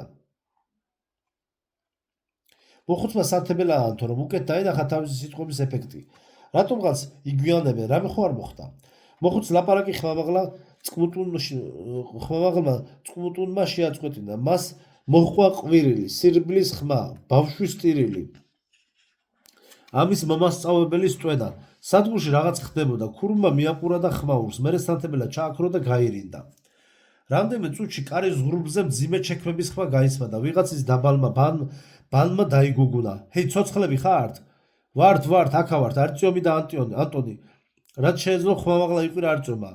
აქ არიან, აბა მე და ბიჭი დაგვიცავი. დაიძახა ვიღაცამ, აკიაფთა თვალის მომჭრელი სინათლე.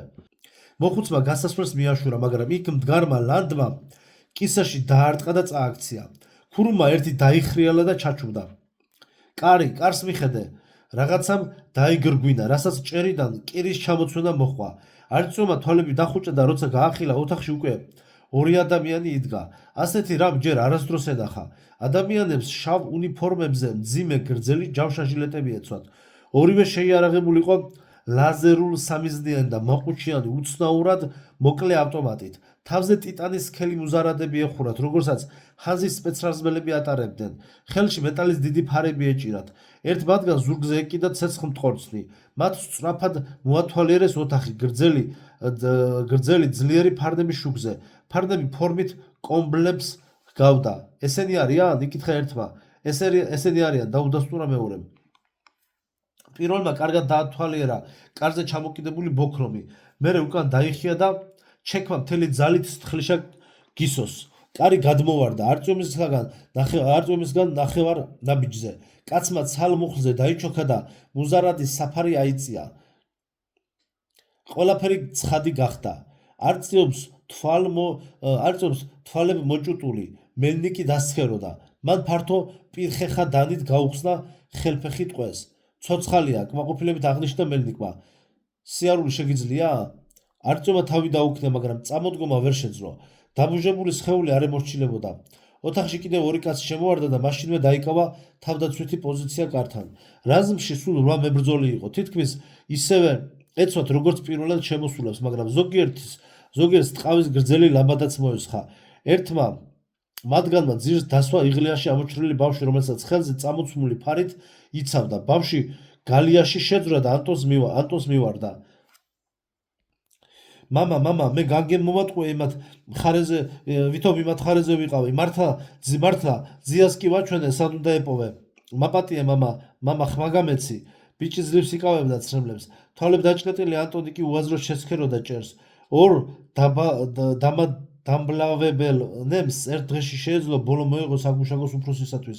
მელნიკმა კისერზე დაადო ხელი იატაკზე გაშოტილ ანტონს. კარგია, ცოცხალია. თქვა 2-3 წამის მერე და ბრძანებაც გასცა. საკაცე. სანამ არტიომი შხამიანი ნემსების ამბის მოყოლას მოათავებდა, ორმა მებრძოლმა საკაცე გაშალა, ზედ ანტონი დააწვინეს. ამასობაში წაქცეული მოხუცმა რაღაც ამოილუღლუღა. ეს ვიღაა? იკითხა მელნიკმა და როცა არტიომმა აუხსნა მისი ვინაობა, გადაწყვიტა თან წავიყვანოთ. საფრად გამოგვადგება, როგორია ვითარება? ყველგან სიწყნარია, მოახსენა კართან მდგომმა მებრძოლმა. ბრუნდებით გვირაბში, გამოაცხადა სტალკერმა.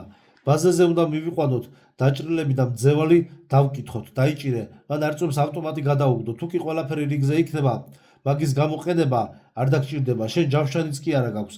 ამიტომ ჩვენი საფრის ქვეშ უნდა დარჩე. ბიჭსაც მიხედე. არტიომმა თავი დაუქნა და ოლეგს მოჰკიდა ხელი. ძლივს მოაშორა ბავშვი საკაცეს, რომელიც დედაც ანტონი იწვა. განლაგება კუ, გასცა ბრძანება მელნიკმა. მებრძოლებმა ერთმანეთს მიდგმული ფარებით სწრაფად შექმნეს ოვალი. ფარებს ზემოთ მხოლოდ მუზარადები მოჩანდა. ოთხმა კაცმა თავისუფალი ხელი საკაცეს მოკიდა. ბიჭი და არტიომი ფარების საფრის შუაში აღმოჩნდნენ. დატყვევებულ მოხუც პირში ჩვარი ჩასტენეს. ხელები ზურგს უკან შეუკრეს და წინ დააყენეს. ის ჯერ ცდილობდა ხელიდან დასყუდომოდათ, მაგრამ 2-3 მუჯლუგურის შემდეგ დანებდა და დაბოღმილი მზერით იატაკს ჩააცქერდა. კუს თვალები ორი წინ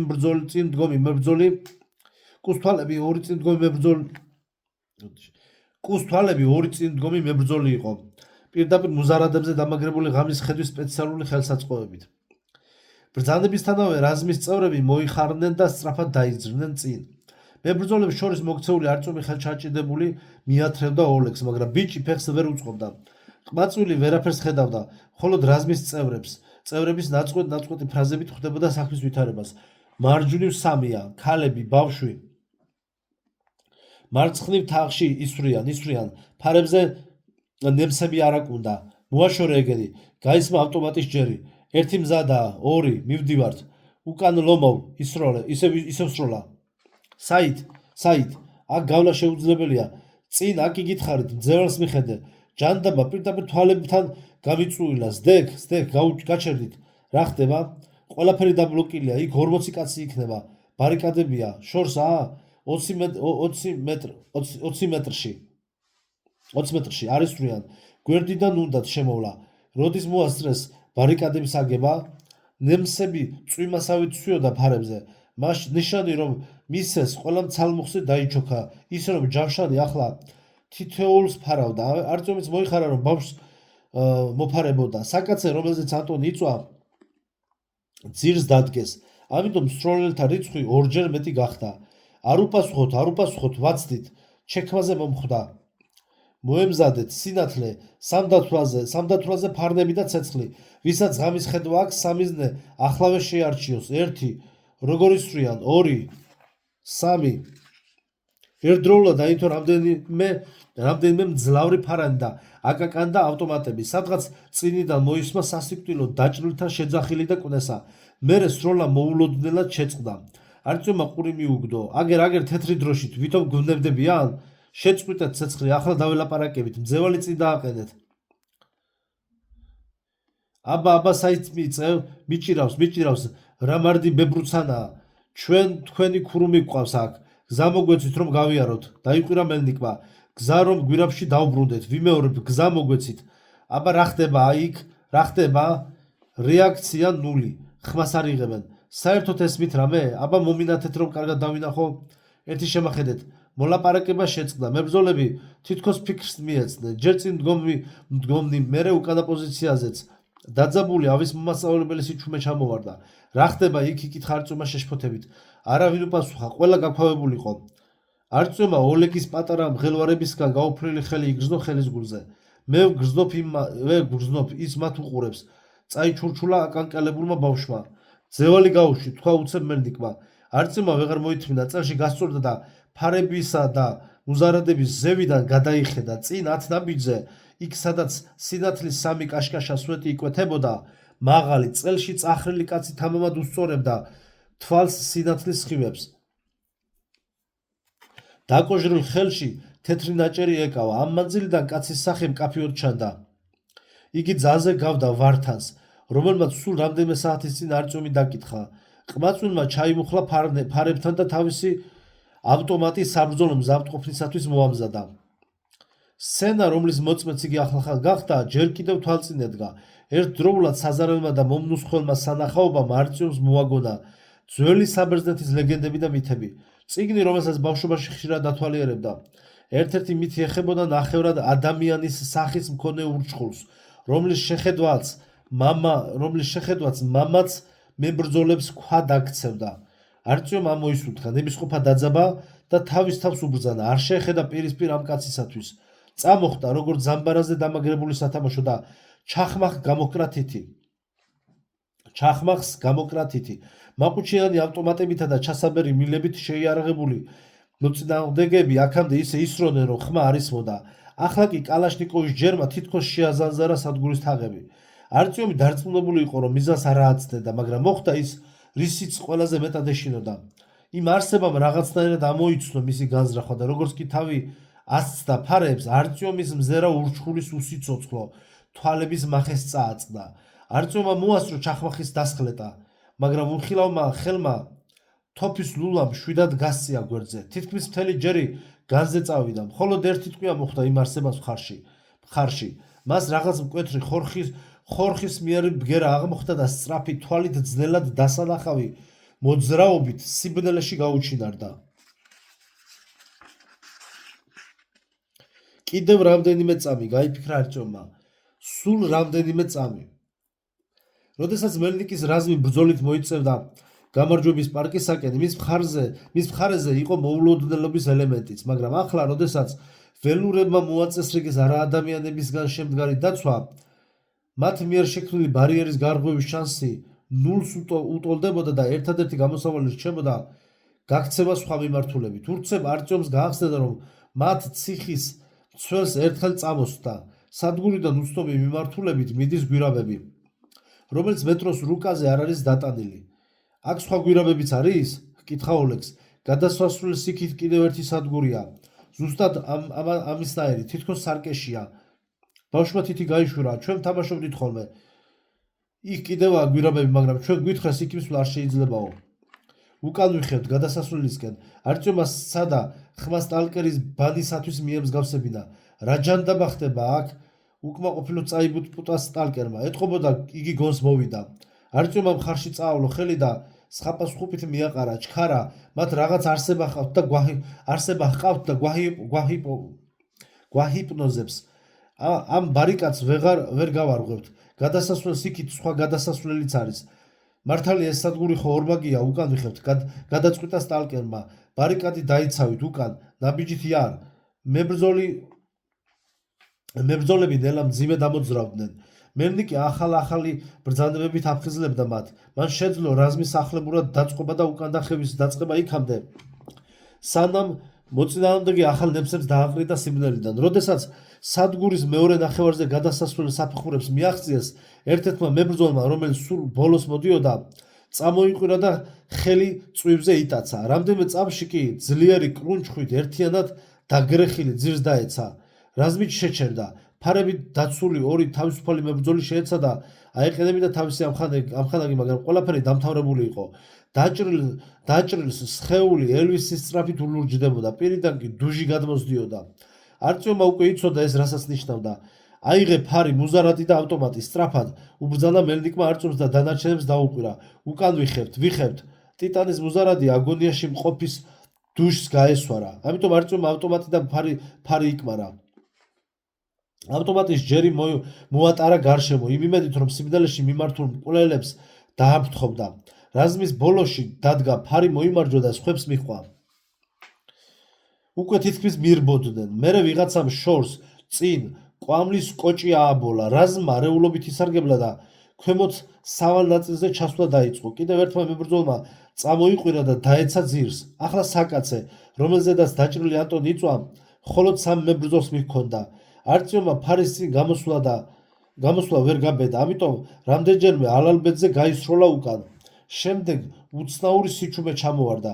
ნემსებს აღარ ესროდნენ, თუმცა ნაბიჯებისა და ხმების მიხედვით მდევარი მაინც მოჰყვებოდათ. არტიომმა გაბედა და გარეთ გაიხედა. რაზმი გვირაბის შესასვლელიდან 10 მეტრზე იყო. წინა მებრძოლები უკვე შიგ შედიოდნენ, ორი კი მისასვლელს ანათებდა, რომ სხვები დაეცვა, მაგრამ დაცვის საჭიროებაც არ იყო. ველურები არ აპირებდნენ გვირაბში შეყოლას. ნახევრად წრედ იდგნენ და ჩასაბერი მილები ძირს დაეციათ. ფანის დამაბრმევებელ შუქს ემალებოდნენ და ჩუმად რაღაცას ელოდნენ. დიდი მუხლუხის მტრებო, ისმინეთ. ჯგუფს ის წვერიანი ბელადი გამოიყო, რომელიც დაკითხვის დროს იძლეოდა განკარგულებებს. მტრები დიდი მუხლუხის წმინდა ადგილებში მიდიან. თქვენ კეთილი ხალხი არ მოყვება. დღეს იქ წასვლა აკრძალულია, დიდი საფრთხეა. სიკვდილი, წყევლა, დაგვიბრუნონ მტრებმა მოხუცი ქურუმი და წავიდნენ. არ გაუშვათ, მაგათ ყურს ნუ უგდებთ, მაშინვე ბრძანა მელნიკმა. აბა უკან ვიხევთ. მათ ფრთხილად განაგრძეს მოძრაობა. არტიომი და რაზმის ბოლოში მყოფი რამდენიმე მებრძოლი უკუსვრით იხევდნენ და უკან დარჩენილ სადგურს დამიზნებულ ავტომატებს არ აცილებდნენ. თავდაპირველად მათ მართლაც არავინ მოსდებდა. სადგურიდან ხმები ისმოდა, ვიღაც დავობდა, ჯერ დაბალ ხმაზე, მერე ყვილზე გადავიდა. დრონს არ შეუძლია, დრონი უნდა წავიდეს, მოძღვარს გაჰყვეს. აკრძალულია, დარჩეს. შავი სილუეტი სიბნელიდან ფარნის შუქში შევარდა, ისეთი სისწრაფით, რომ ტყვის მოხვედრება სრულიად შეუძლებელი იყო. მას სხვები მიხვდნენ. ერთ-ერთმა მებრძოლმა, რა კი პირველი ველურის მიზანში ამოღება ვერ მოასწრო, რაღაცა ისროლა წინისკენ. დაწეკით, ნაღმი. არტიომ პირქვე დაასკდა შპალებს, თავზე ხელები წაიფარა და პირი დააღო, როგორც ასწავლა მამობილმა. წარმოუდგენელი ხმა და აფეთქების ტალღის ძალა ყურებს მისვდა და მიწას მიაკრა. რამდენიმე წუთს იწვა, თვალებს ახამხამებდა და ცდილობდა გონს მოსულიყო.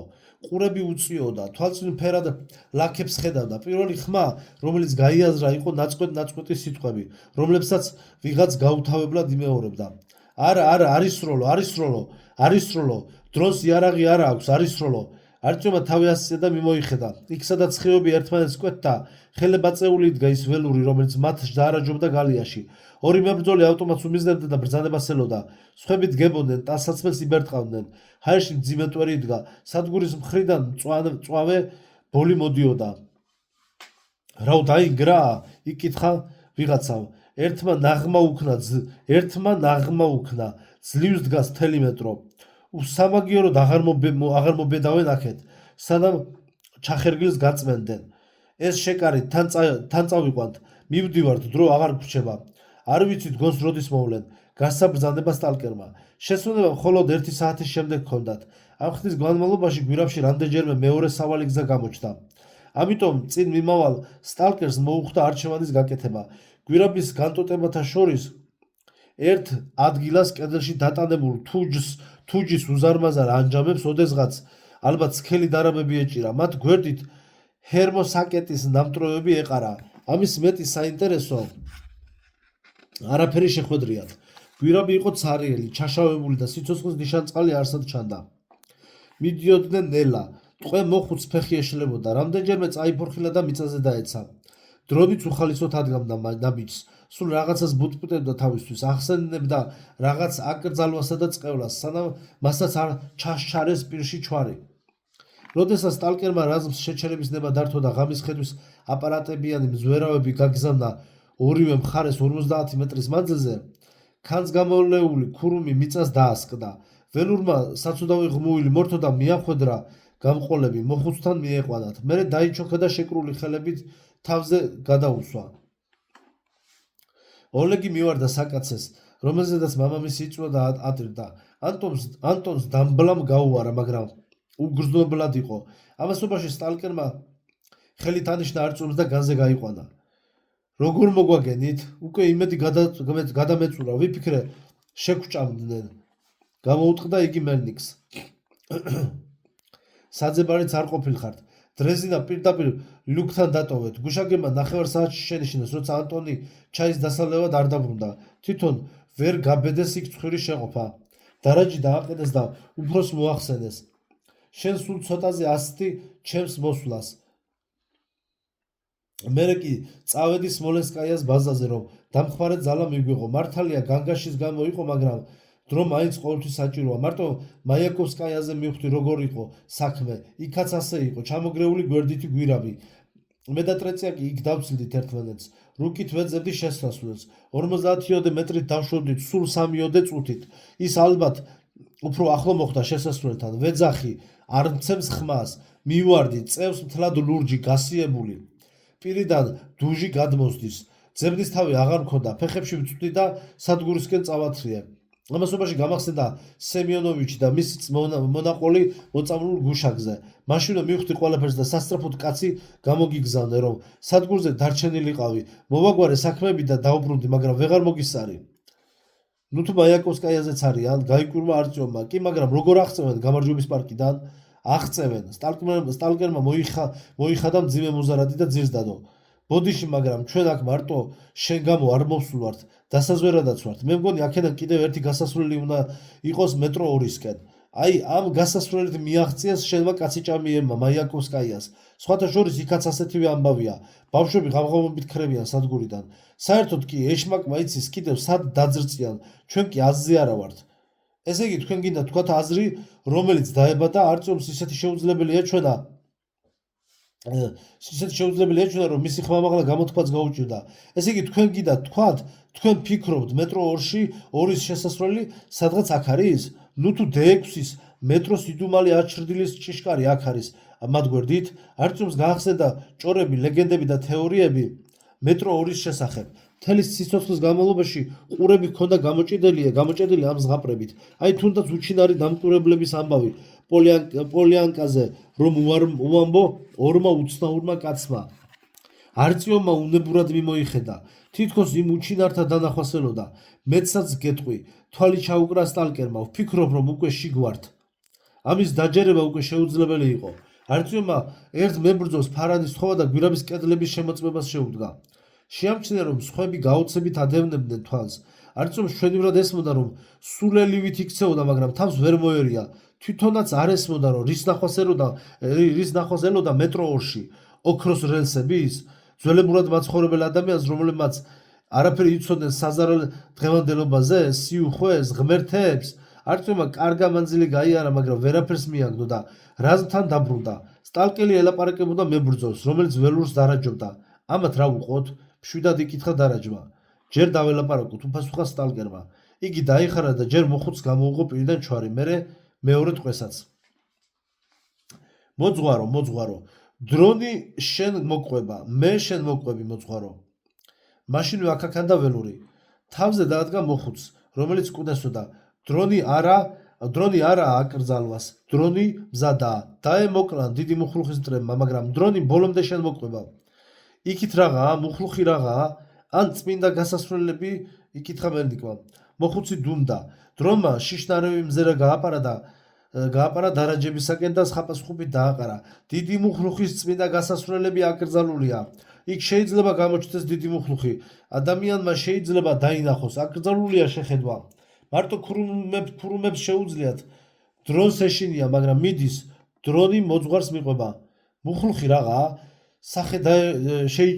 სახე შეიჭმუხდა სტალკერმა დიდი მუხლუხი სიცოცხლის შემქმნელი განუმარტა დრონმა იქით წმინდა გასასვლელებია ყოველ დღე იქ სიარული არ შეიძლება აკრძალვის დღეები არის დღეს აკრძალვის დღეა თუ დაინახავ დიდ მუხლუხს ნაცრად იქცევი თუ მის ხმას გაიგონებ მალე მოკვდები ყველა მიცის უფროსები ამბობენ იქ ყველა ასეთი დეგენერატია სტალკერმა არწევს გახედა არა თავი გააქნია მან ქურუმს დაელაპარაკეთ თქვენო მაღალ უწმინდესობავ დაუფარავ ირონიით მიმართა მელნიკმა მოხუცს უნდა მაპატიოთ მე ასე ვთქვათ ბებერ ჯარისკაცს როგორ გითხრათ ბრტყელი ლაპარაკი არ მეხერხება მაგრამ სადღაც აქ თქვენ სამფლობელოში არის ადგილი რომელსაც ჩვენ ვეძებთ აქ ინახება აბა როგორ გავამარტივო სათქმელი ცეცხლოვანი ისრები რისხვის მტევნები სტალკერი თვალს არ აცილებდა მოხუცს იქნებ რომელიმე მეტაფორაზე გამცეს ხმაო მაგრამ ქურუმი ჯიუტად დუმდა და უბღვერდა ღმერთების მდუღარეთ-სრემლები განაგრძობდა სტალკერი არწივი და ბადრაგი მას გაკურებით შესქეროდნენ ზემსის ელვა მორჩით მაიმუნობას ბოლოს ზიზღით გააწყვეტინა სიტყვა მოხუცმა არაა საჭირო ტრანსცენდენტური რამ თქვენი ბინძური ჯარისკაცის ჩექმით გათელოთ რაკეტები მელნიკი მაშინვე საქმეზე გადავიდა სარაკეტო ნაწილი მოსკოვის მახლობლად მაიაკოვსკაიადან გამოსასვლელი გვირავი თქვენ უნდა გესმოდეთ რაზე ვლაპარაკობ სასწრაფოდ უნდა მომხვდეთ იქ და თქვენთვის აჯობებს დაგვეხმაროთ რაკეტები თითქოს გემოსუსინჯავსო ნელა გაიმეორა მოხუცმა რაკეტები თქვენ ალბათ 50 წლის ახართ ხომ მას კიდევ გეხსოვებათ SS-18-ის დასავლეთში სატანას ეძახდნენ ეს იყო დაბადებიდან ბრმა ადამიანური ცივილიზაციის ერთადერთი თვალისახელა ნუ თუ არ გეყოთ თქვენ მთელი მსოფლიო მოსპეთ ნუ თუ არ გეყოთ ყური მიგდეთ თქვენო მაღალ უწმინდესობაო ახლა ამისთვის არ აქვს ალია მელნიკმა ხელები მოიფშვნიტა და სახსრები გაატკაცუნა 5 წუთს გაძლევთ მოხუც სახე დაემაჭა ეთყობოდა არადაგდებდა სტალკერისა და მისი მებრძოლების საომარ აღჭურვილობასა და მეთაურის ხმაში გაჟღერებულ უქარას მერე რას მიზამთ რა შეგიძლიათ ჩაიცინა მან მაწამებთ მომკლავთ ჰინებეთ სულ ერთია მე მოხუცი ვარ ჩვენს რწმენას კი მოწამეები აკლია მას მომკალით როგორც დახოცეთ სხვა ადამიანები როგორც მოსმეთ მთელი ჩემი სამყარო მთელი ჩვენი სამყარო გამოკარით თითი მაგ თქვენი მანქანის ჩახმახს როგორც აქამდე შვრებოდით მოხუცის ხმა რომელიც პირველად სუსტი და ხრინწიანი იყო სწრაფად გაძლიერდა და მასში ფოლადის სიმტკიცე გაჩნდა მისი აწეწილი ჭაღარა თმა შეკრული ხელები და სუსტი სხეული აღარ გამოიყურებოდა საცოდავად მოხუცისაგან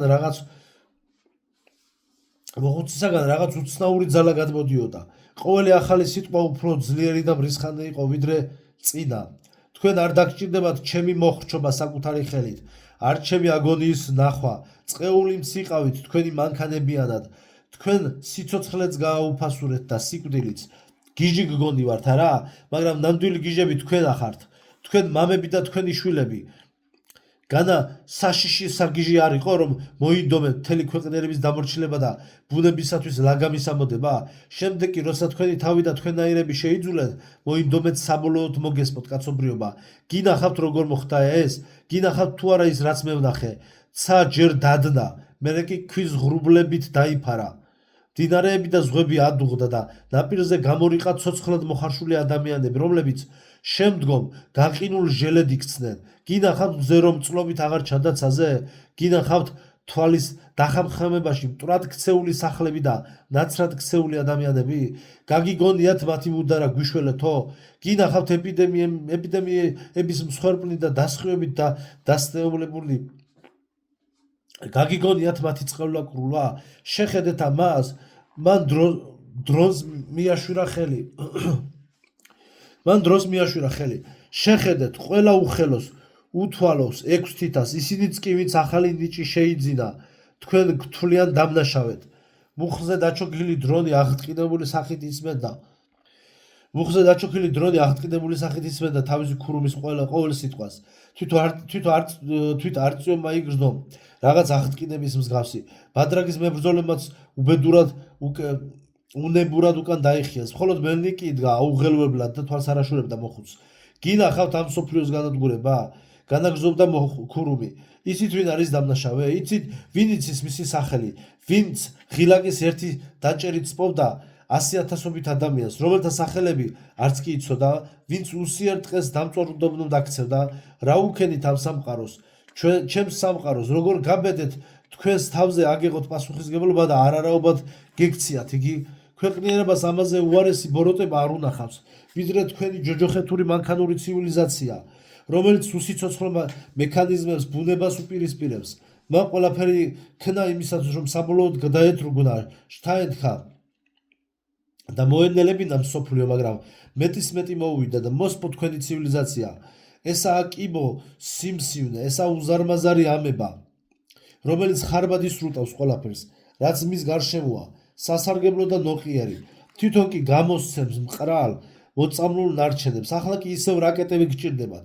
გჭირდებათ ყველაზე საშიში იარაღი, რომელიც ბოროტმოქმედთა ცივილიზაციას ოდესმე შეუქმნია.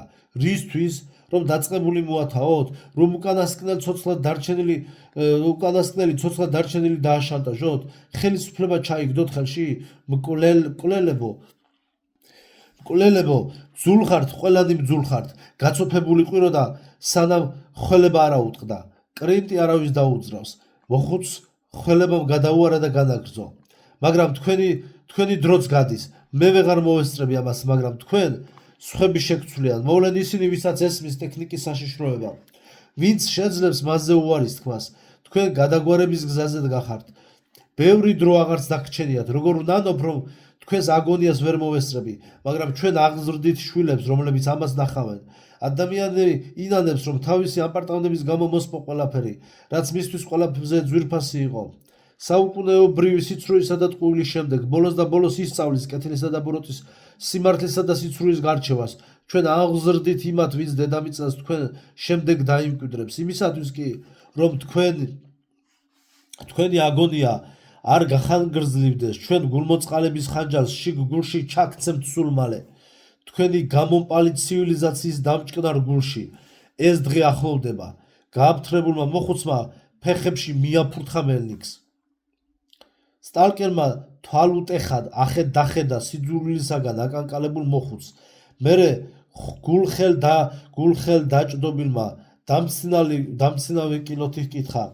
რაღაც მუხლუხი ამიტომ გამოიგონეთ და ზღაპრებს მოჰყევით? მხოლოდ იმიტომ, რომ თქვენი კაციჭამიებისათვის პროგრესის სიძულვილი გესწავლებინათ? ჩუმად, თქვენ რა იცით, როგორ მძულს თქვენი სამჯერ წყეული ეშმაკეული ტექნიკა? რა გესმით ადამიანებისა, მათი იმედებისა, მიზნებისა, საჭიროებისა? ადამიანს სწორედ ასეთი ღმერთი აკვდა და ის ჩვენ შევქმნით. რა კი ძველმა ღმერთებმა ადამიანები უსკურში გადაჭეხეთ და თვითონაც დაიღუპნენ თავის სამყაროსთან ერთად, მათ მკვდრეთით აღდგომას აზრი არა აქვს. თქვენ სიტყვებში მე მესმის ის ეშმაკეული ქედმაღლობა, დამცინაობა, ის ამპარტავნება, რამაც კაცობრიობა უსკურლის პირას მიიყვანა. დიახ, არ არსებობს დიდი მუხლუხი. ის ჩვენ მოვიგონეთ. თქვენ კი სულ მალე დარწმუნდებით, რომ ეს მოგონილი მიწისქვეშა ღმერთი ბევრად უფრო ძლიერია, ვიდრე თქვენი ცათამკვიდრნი. თავთავიანთ საბრძანებლებიანად, რომ დამხობილან და დამსხრეულან. დასცინით დიდ მუხლუხს, იცინეთ, მაგრამ ბოლოს ვერ გაიცინებთ. ყმარა ყმედობა, ბრძანა სტალკერმა. ჯერ ხელი არ ახლოთ, კიდევ შეიძლება დაგჭირდეს. ბადრაგებმა ისევ ჩასჩარეს პირში ჩვარი მოხუც. ველურს, რომლის ორივე ხელი ყოველი შემთხვევისათვის ეჭირა ორ მებრძოლს, თანაგრძნობა არ გამოუხატავს. ის მდუმარედ და მხრებ ჩამოყრილი იდგა. ჩამქრალ მზერას ქურუმს არ აცილებდა. მოძღვარო, რას ნიშნავს არ არსებობს დიდი მუხლუხი? ძიმე დამოღერღა ბოლოს. მოხუც ზედაც არ შეუხედავს. რას ნიშნავს მოძღვარმა მოიგონა დიდი მუხლუხი? უაზრო თავის ქნევით გაიმეორა დრონმა. ქურუმმა არ უპასუხა. არწევს მოეჩვენა, რომ მოხუცმა მთელი სასიცოცხლო ენერგია და ნებისყოფა თავის სიტყვებს დაახარჯა. ახლა კი, როცა სულ მთლიანად გადმოანთხია სიძულვილისა და სასოწარკვეთილების ცეცხლი, ყველაფრის ხალისი დაკარგა. მოძღვარო, დიდი მუხლუხი არსებობს. შენ გვატყუებ, რატომ? შენ ცრუობ, რომ მტრები დააბნიო. იგი არსებობს. მოულოდნელად დრონმა ყრუ შემზარავი ყმუილი გააბა. ამ სანახევროდ ტირსა და სანახევროდ ყმულში ისეთი სასოწარკვეთილება ისმოდა, რომ არწიომა ლამის ანუგეშა. მოხუც კი არაფერი შესტყობია. ეტყობა და უკვე დაემშვიდობა სიცოცხლეს და ახლა სულ სხვა კითხვები აწუხებდა. არსებობს, ჩვენ მისი შვილები ვართ, ყველანი მისი შვილები ვართ. არსებობს, ყოველთვის იყო და ყოველთვის იქნება. არსებობს. თუ დიდი მუხლუხი არ არსებობს, მაშასადამე ჩვენ სულ მარტონი ვართ. ველური საზარელი სანახავი იყო, ტრანსში მყოფივით იქნებდა თავს. თითქოს ურდოდა დაევიწყები და გაგონილი და გაბმით ღმუოდა. ცრემლი და დორბლი ერთმანეთს ერეოდა. პირის მოწმედა კი აზრადაც არ მოსდიოდა. ხელები გადაპარსულ თავზე წაელო. დარაჯემა ხელი გაუშვეს და დრონი ძირს დავარდა. თავში ხელებს ირტყამდა, ყურებში თითებს იცობდა. კრუნჩხისგან უკონტროლოდ ეგრიხებოდა მთელი სხეული. ყურილის ხმამ კი მთელი გვირაბი გააყრუა. მებრძოლები შეეცადნენ მის დაწყლარებას, მაგრამ უჯლუგუნება და ფეხის მკვრამ მხოლოდ წამით შეაჩერა მისი ყურილი. შუმშემუხნილმა მელნიკმა ერთი გახედა ველურს, რომელიც მიწაზე გორავდა. ამოიხო გახსნილი ბუდიდან მაყუჩიანი სტეჩკინი. დაუმიზდა დროს და ჩახმახს გამოჰკრა. მაყუჩმა დაბალ ხმაზე დაიწყაპუნა და იატაკზე მოფართხალე სხეულით წამსო გაჩერდა. ყვირილი შეწყდა, მაგრამ კედლები კიდევ რამდენიმე წამს იმეორებდა მის ბოლობგერებს, თითქოს სიცოცხლეს უხანგრძლივებდა დრონს. ძლივს მიხვდა არწიომი რას ყვიროდა სიკვდილის წინ ველური. მარტო სტალკერმა პისტოლეტი ბუდეში ჩააბრუნა. მოხუც არც თავისი მოწაფის სიკვდილზე ჰქონია რაიმე რეაქცია. პისტოლეტის ხმაზე ოდნავ შეკრთა. მერე კი ერთი დახედა ველურის გვამს და გულგრილად აარიდა თვალი.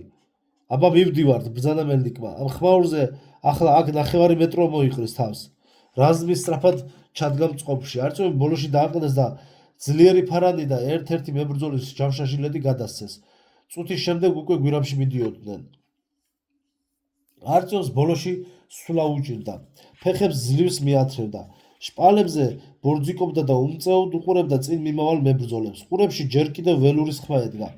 დრონის სასოწარკვეთილება და იმედ განსხვავება არწივსაც გადაედო. მიხვდა, რის დაჯერებაც არ სურდა ველურს, რომ ამ საშინელ პირქურ სამყაროში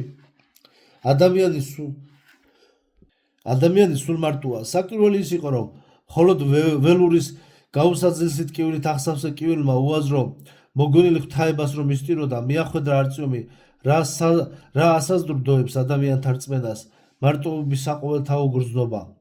ცარიელ უკაცრიელ გვირაბში იგი თვითონაც გრძნობდა რაღაც ამის მაგვარს. თუ სტალკერი მართალია და უკვე 2 საათია მეტრო-2 სიღრმეში შედიან.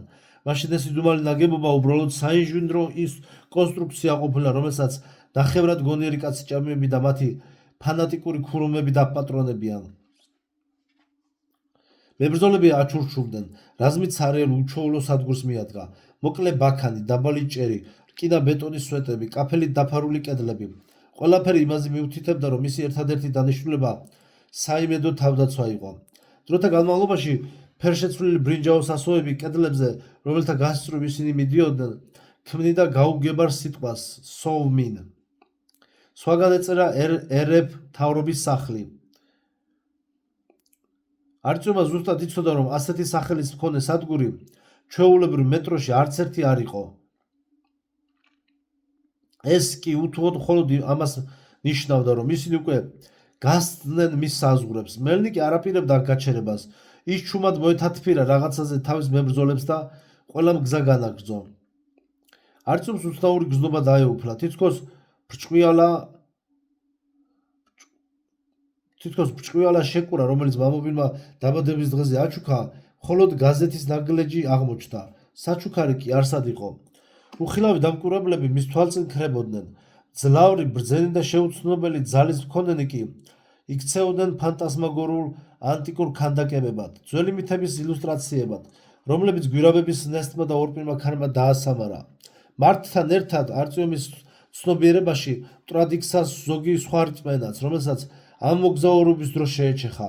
მისი იხსნებოდა მეტროს ერთ-ერთი ყველაზე დიდი საიდუმლო D6, რომელსაც მისმა ერთმა მოსაუბრემ თავის დროზე უწოდა მეტროპოლიტენის ოქროს მითი, მაგრამ სასიხარულო მღელვარების მაგიერ არტიომი რატომღაც სევდას გრძნობდა. ხვდებოდა, რომ ზოგიერთი იდუმალება სწორედ მისი აუხსნელობის გამოა მშვენიერი და რომ არსებობს კითხვები, რომელთა პასუხების არ ცოდნა ჯობია ცოდნას.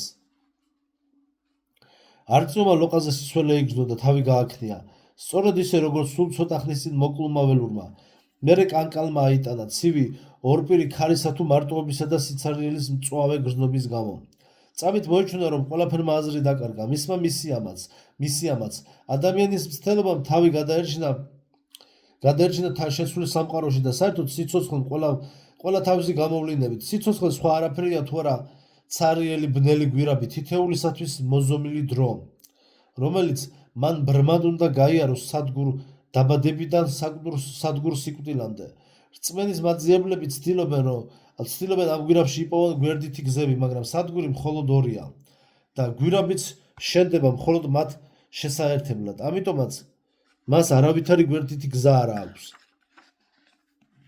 ფიქრებში წასული არტიომი გამოფხიზლდა და გაიაზრა, რომ მთელი რამდენიმე ათეული ნაბიჯით ჩამორჩა რაზმს. ერთმაშად ვერც კი მიხვდა, რომ რამ მიიქცია მისი ყურადღება. მოიხედა, ყური მიუგდო და აღმოაჩინა. გვირაბის კედელში შეღებული კარიდან გამოდიოდა უცნაური ხმა, რომელიც თანდათან მატულობდა. ყრუ, ბუბუნი თუ უკმაყოფილო ღმუილი დანარჩენებმა ალბათ ვერ გაიგონეს, რადგან კართან მათი ჩავლისას კარგად არ ისმოდა, მაგრამ ახლა მისი შეუმჩნევლობა შეუძლებელი იყო. არტიომს გაქცევა მოუდა, მაგრამ ზლია შიშს. ფრთხილად მივიდა კართან და ხელი ჰკრა მას. კარს მიღმა გრძელ, ფართო დერეფანს შავი, კვადრატული გასასვლელი ჰქონდა. სწორედ იქიდან ისმოდა გუგუნი, რომელიც უზარმაზარი ცხოველის ბუბუნს გავდა. არტიომმა შიგ შესვლა ვერ გაბედა, მონუსხულივით იდგა და ცარიელ კვადრატს შესქეროდა. ღმუილმა თანდათან იმატა, მერე კი ფარნის სინათლეზე დერეფანში გამოჩნდა გაურკვეველი, უზარმაზარი ჩრდილი, რომელიც სწრაფად მოიწევდა კარისაკენ. არტიომმა კარი მიაჯახუნა და კისრის ტეხით გაიქცა თითქმის მთელი 100 მეტრით დაწინაურებული რაზმისაკენ.